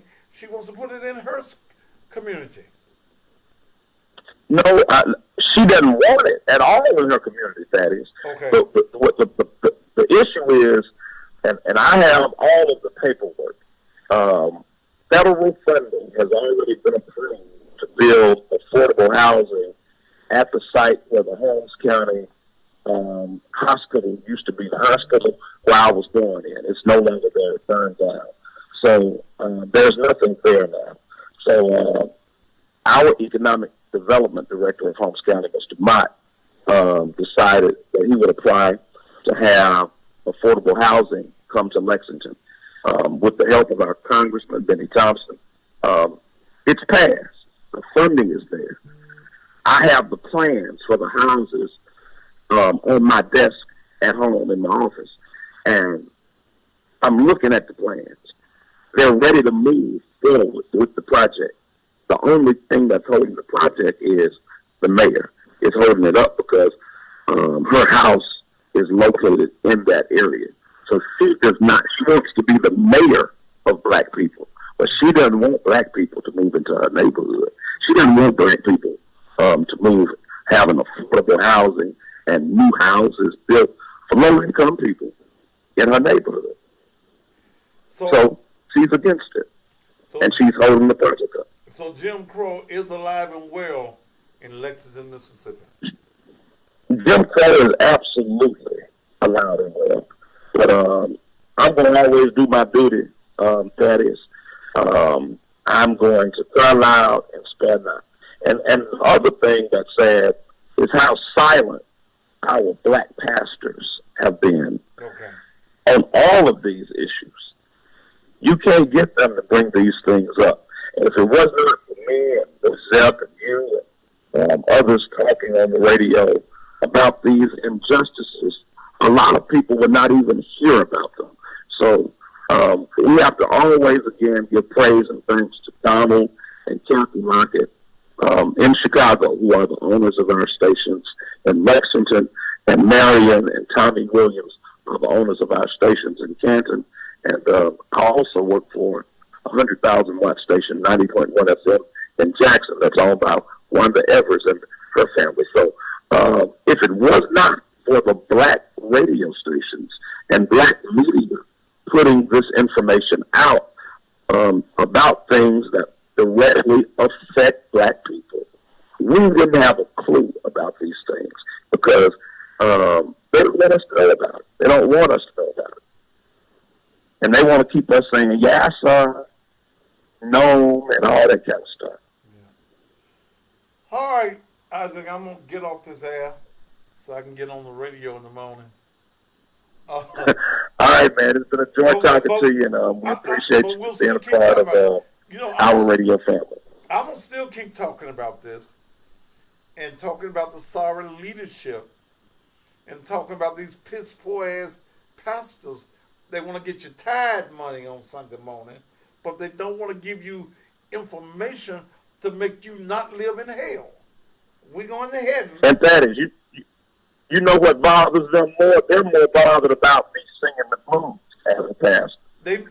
They're more bothered about me singing blues than they are about a white man calling their members niggas. Yeah. 'Cause you sing the blues. Yeah. And I'm getting paid to do. And I had to remind one preacher. I told him, I said, the last time I preached to you, do you remember what you gave me? He said, yeah. I think I gave you 500. I said, no, you gave me 300. I said, I never forget money. You gave me $300. I said, well, I'm getting ready to go and sing the blues at an event that's about 10 miles from my house, and they're paying me $6,500. I said, so the reason I sing blues is because, number one, I grew up on all kinds of music. I play piano.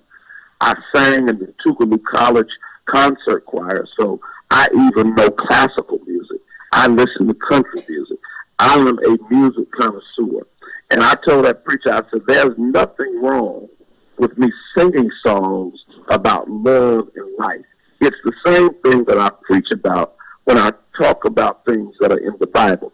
If you've read your Bible, you'll understand that the Bible is a book of love. So it's nothing wrong with me singing about love. I'm not going to sing Candy Lippin'. I'm not going to sing Stand Up In It. I know as a man of God, that would not be a good reflection on me. So I know how far to go. But there's nothing wrong with me singing secular music. And that is, I still have 3 children who are in college, and I help them pay their way. So the bottom line is, the reason I do blues, it's a real good stream of income. And I'll tell everybody, when you see my picture on the flyer, I can guarantee you that I ain't there singing for free. And I don't sing cheap. You know that, Daddy. So at the end of the day, instead of worrying about what I'm doing with blues music and soul music, I had to tell this preacher that I said, if I'm wrong for singing the blues, and which I know I'm not, that's my business. All the bills that come to my house have one name on it, Isaac Lindsay. When I leave this world, my tombstone is going to have one name on it, Isaac Lindsay. When I have to stand before the judgment and account for the deeds that I've done, one person, one spirit is going to have to stand there, the spirit of Isaac Lindsay. So what you need to do is keep around your own though, and worry about your adulterous affairs.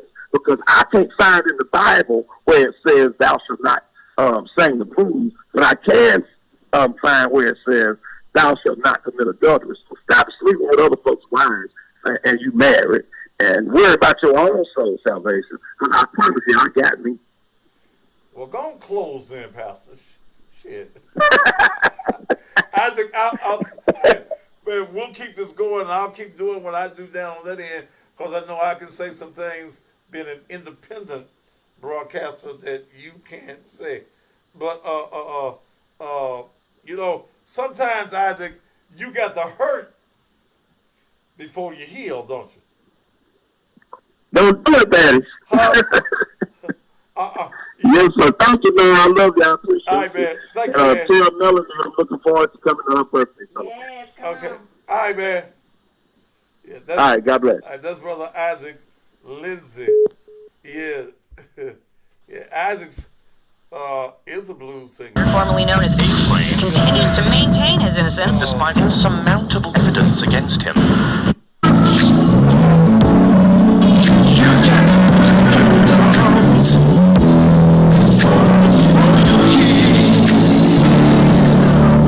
Wait a minute, it started in the middle. Let me go back.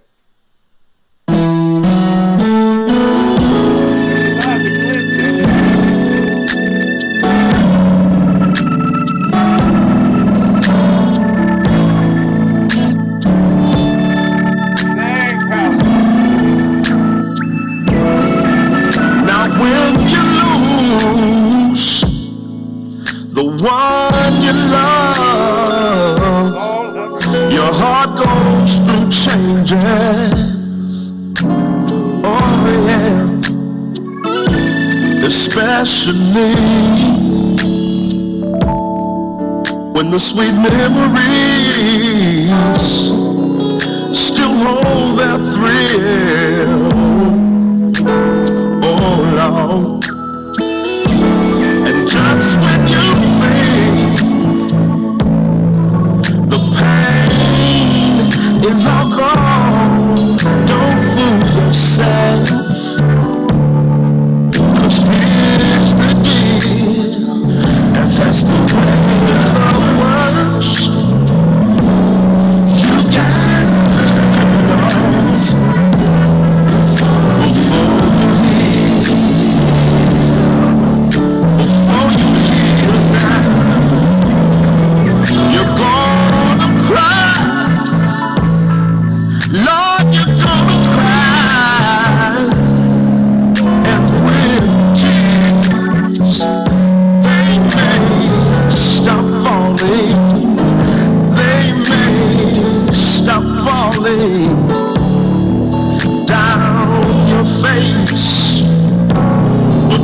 still fall down in your heart. You never know how long the wound will take to heal. It might take months, it could take years, but that's the way love works. You got to turn it on before you heal.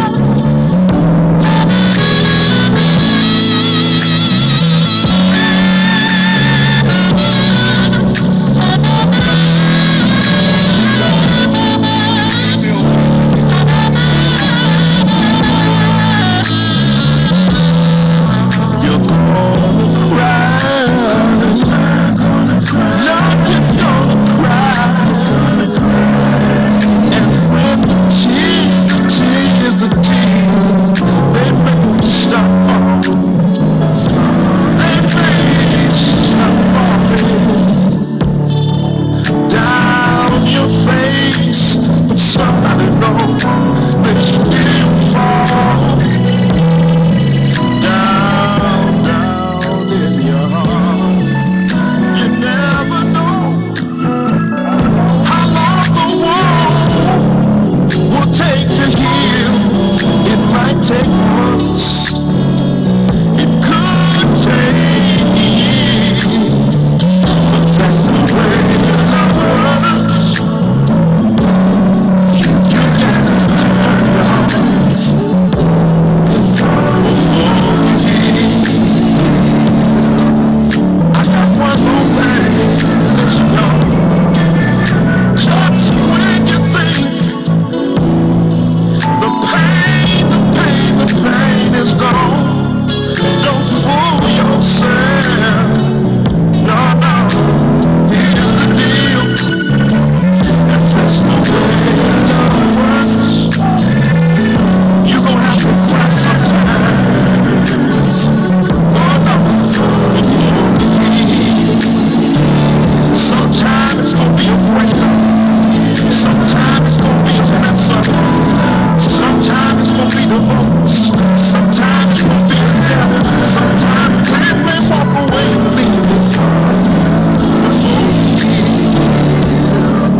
That's all. That's Bishop Isaac Lindsay. You got to hurt before you heal. I think I'm gonna do a little something a little different. I usually do the fish fry on Friday mornings, but I think I'm gonna just do some inspirational shit in the morning. You got to hurt, and that's not just a love song. That deals with life. Sometimes you got to hurt before you heal. But I'm tired of seeing us as black folk. We got to hurt. Why we got to hurt all the time? All right. That's a situation that I'm going to be still on down in there. Tracy W. emailed me. I'm not familiar with the story. I might have heard about it, but I'm not familiar about it. And if we've got to bring the story up and we got to put it on a national front, we've got to do it. That's the importance of black media. That's the importance of individual, independent black media. That you can just say what the fuck you want to say. I respect white people. I don't hate white people. I know my history. Not only will I not allow white people to use me, I won't allow you handkerchief-headed Negroes to use me as well. everyone that is black, that is in front of a camera or in front of a microphone, has more responsibility to the audience than to be an entertainer. We all have the obligation of being informers. We must inform our people. We've got to tell them what's going on. We've got to tell folk even if it hurts. Because you're not free until you know the truth. The word says, know the truth. Not just hear the truth, what they say about the truth. Know the truth. And the truth shall make you free. I'm going to jump on they punk ass pastors in the morning down in Mississippi. They probably won't let me in Mississippi no more. But that's what it is. And it's like, no, it's not, it does not say it sets you free. I don't know what Bible you read. Maybe some of your Bibles do. The word says it will make you free. Same thing is said. Don't quarrel with me about wordage. You can't be free if you are not knowing the truth. Speculation. Our people are in such a bad shape because we don't like truth. We don't want to hear truth. And down in Mississippi, the white folk have indoctrinated black folk to his story. What did I say? His story.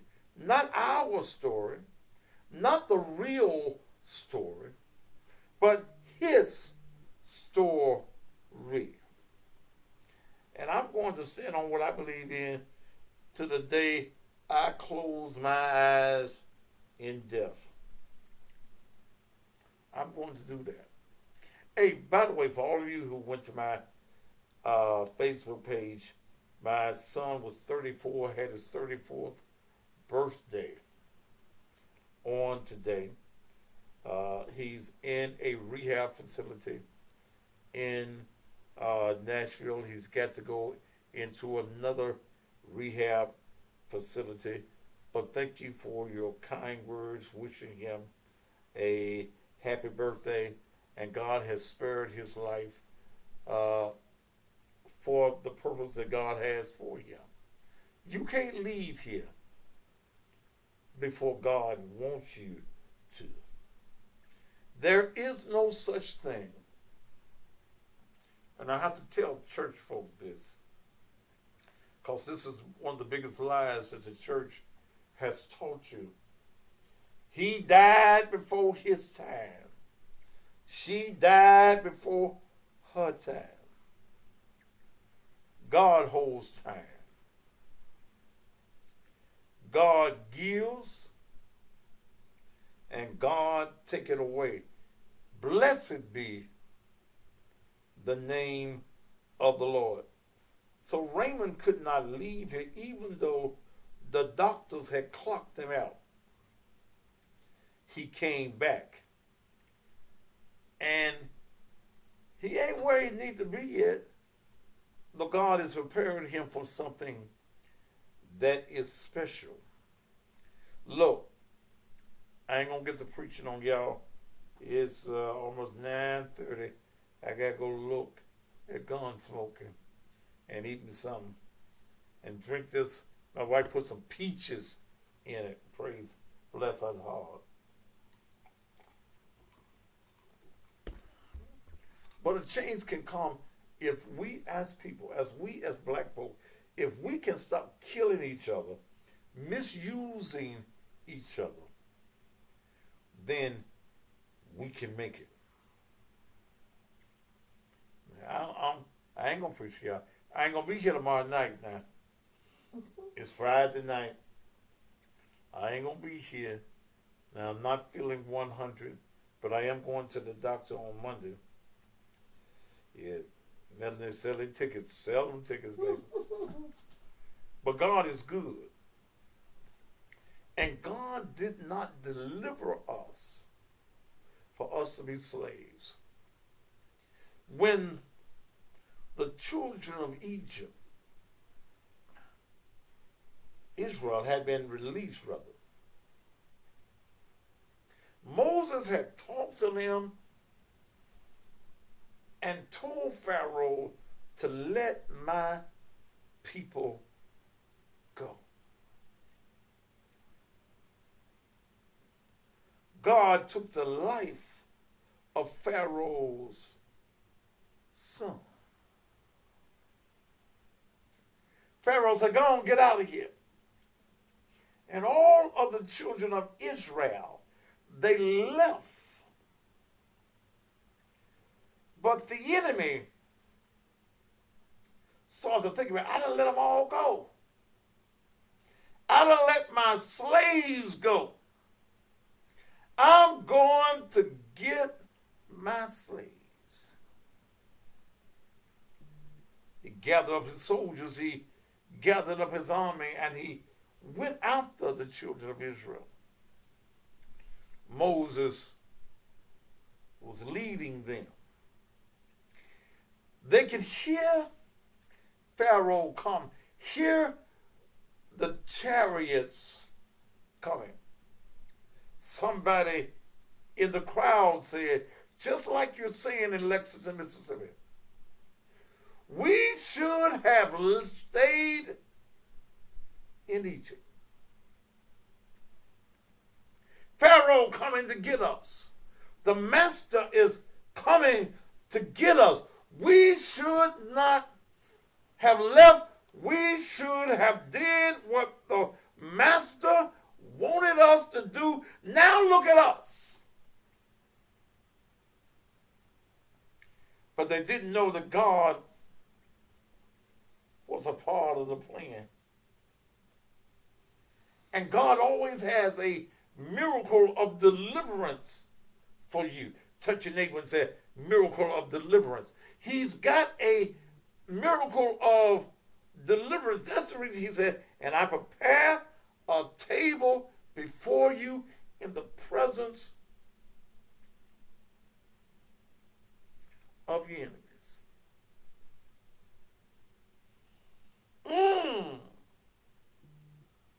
Moses, you came to deliver us. Look at us now. Here we are facing the sea. If Pharaoh don't get us, we're going to drown.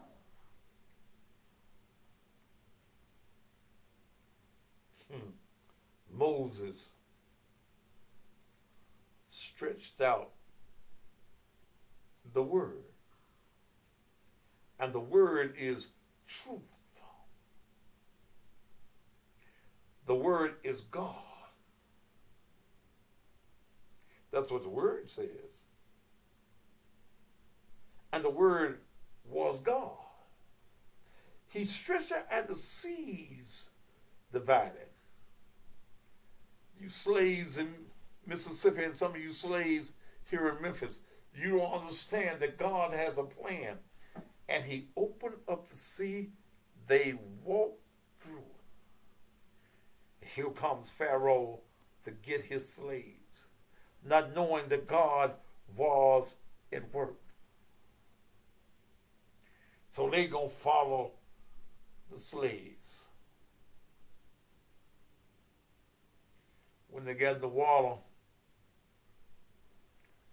Moses said, close up. They all drowned in the Red Sea. 300 white folk in Lexington, Mississippi. It's time for them to drown in the Red Sea. Thank you so much. I'm going to play these last few political commercials that I have not played tonight. And I'll see y'all on Monday night unless something really happened tomorrow evening where I need to come on, and I'm sure hoping that it don't. I hope that you've enjoyed this program tonight. I hope that it was informative to you. I will be fighting on the radio in the morning. Those of you that don't have, you're not in Mississippi, go to the TuneIn app and put in WAGR 102.5. WAGR 102.5. I'm there from 6 until 10 o'clock. Thank you so much.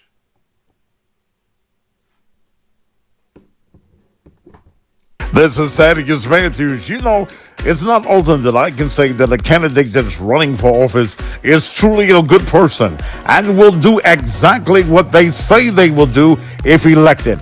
But I can say that about Judge Lonnie Thompson, Judge, General Sessions Court, Division 6. Lonnie Thompson and I shot marbles. We played kickball in the street. We lived next door to each other. We grew up in the same church. Lonnie Thompson is fair in his court, and I know he's fair because I've been in his court, and he recused himself because of our lifelong friendship. Lonnie Thompson deserves to be re-elected as your General Sessions Court judge in Division 6. He has 23 years of experience as a judge. Trusted leadership and trusted experience is what you get in Judge Lonnie Thompson. So on August 4th, vote to re-elect Judge Lonnie Thompson, General Sessions Court, Division 6. Early voting starts July 15th through the 30th. Paid for by the committee to elect Judge Lonnie Thompson. Judge Sheila Edwards is the treasurer. Melody Taylor Jefferson has been in the private practice of law for almost 30 years. Her experience, knowledge, compassion, ability to listen, to be fair, and to apply the law are some of the qualities that make her an excellent candidate for your next Chancellor of Part 1 Chancery Court. She graduated from Rhodes College with a Bachelor of Arts in English and obtained her Juris Doctor's degree from Cecil C. Humphreys School of Law. Attorney Taylor Jefferson worked for St. Jude Children's Research Hospital in their fundraising section, as well as for the state of Tennessee and the Department of Human Services. Her legal career started as a judicial law clerk in Chancery Court and the private practices of law in the associations of Pete, Higgs, and Armstrong. Attorney Taylor Jefferson serves on the board of Young Actors Guild and is a member of the Association of Women Attorneys, the Memphis Bar Association, and the Ben F. Jones chapter of the National Bar Association. She is a member of Brown Baptist Church and of Alpha Kappa Alpha Incorporated. Service is her basis and foundation, and she would love to serve the Shelby County community. She wants to thank you for your advanced support. Vote for experience. Vote for integrity. Vote for justice. On August the 4th, vote for Melanie Taylor Jefferson, Chancellor, Part 1. Make her the first female chancellor. Also, early voting starts July 15th through the 30th. Paid for by the committee to elect Melanie Taylor Jefferson for Chancellor. Tundra Davis, treasurer.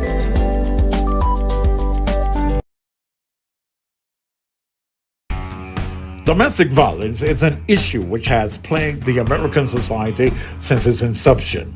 In the last 2 years, there has been an increase in the number of cases involving domestic violence.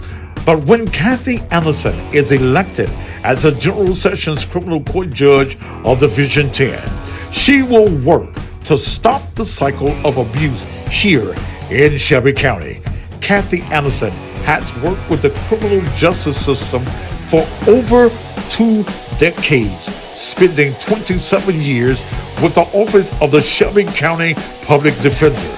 Kathy has witnessed firsthand the long-term effect of domestic violence. She's seen the effects this cycle has had on children who have witnessed this violence, even sometimes becoming abusers themselves. Kathy encourages us as a community to demand laws from legislators which enhance punishment for those convicted of domestic violence in the presence of children.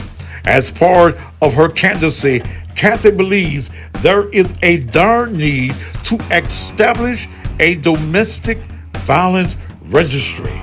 This will help identify those convicted of domestic violence so that other persons are aware of their behavior prior to getting involved with them. Kathy is also a very proud member of Delta Sigma Theta Incorporated. On August 4th, vote for Kathy Anderson, General Sessions Criminal Court Judge, Division 10.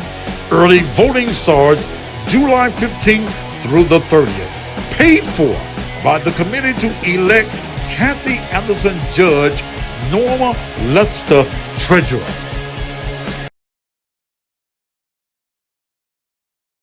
His father was a Memphis police officer. Fighting crime was in Floyd Bonner's DNA. So it's little wonder that Floyd Bonner became our sheriff. Since being elected, he's introduced new technology, hired more deputies, and Floyd Bonner has gone beyond the traditional role of a sheriff and expanded community outreach to every part of Shelby County. That's why his office was awarded the Triple Crown for law enforcement standards, because Floyd Bonner has been a great leader, and that's exactly what a sheriff should be. Sheriff Floyd Bonner.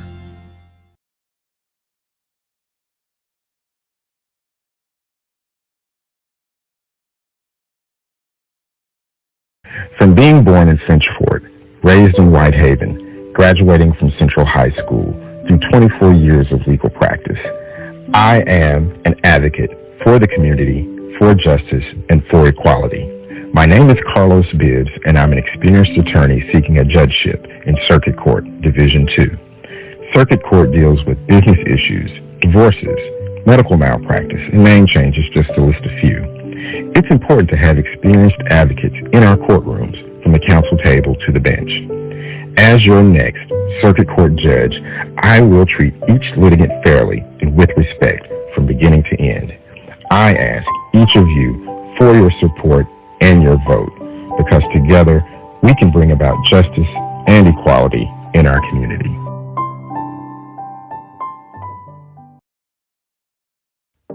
Tariq Sugarman wants to become judge of juvenile court. In fact, this is his second time running for the seat. But shouldn't a man that is running for judge at least have integrity? Well, Tariq Sugarman has none. He wanted to pay me to speak ill and very negatively against his opponent, the current judge of juvenile court, Dan Michael. I refuse. He wants to use me, but does not want the community to know that he spent money with me. In other words, he wants to use me. His reason being that his family doesn't like me. I spoke against his sister when she ran for county commission. His mama, who is deceased, did not like me because I cuss. He says his morality and his love for his family says that the community cannot know that he spent money with me. So you just want to use me? You're no more than a traffic cop. You have no qualifications, Tariq, to be the judge of juvenile court. What have you done for our young people? Where is your mentoringship? What have you said to our young people about the ills that they're committing in this community? I am urging this community to say no to the fake, say no to the phony, say no to a user. Vote no for Tariq Sugarman as juvenile court judge. Who you vote for is up to you. But do we need any more traffic cops? Do we need any more phonies and fakes in office? Say no to Sugarman.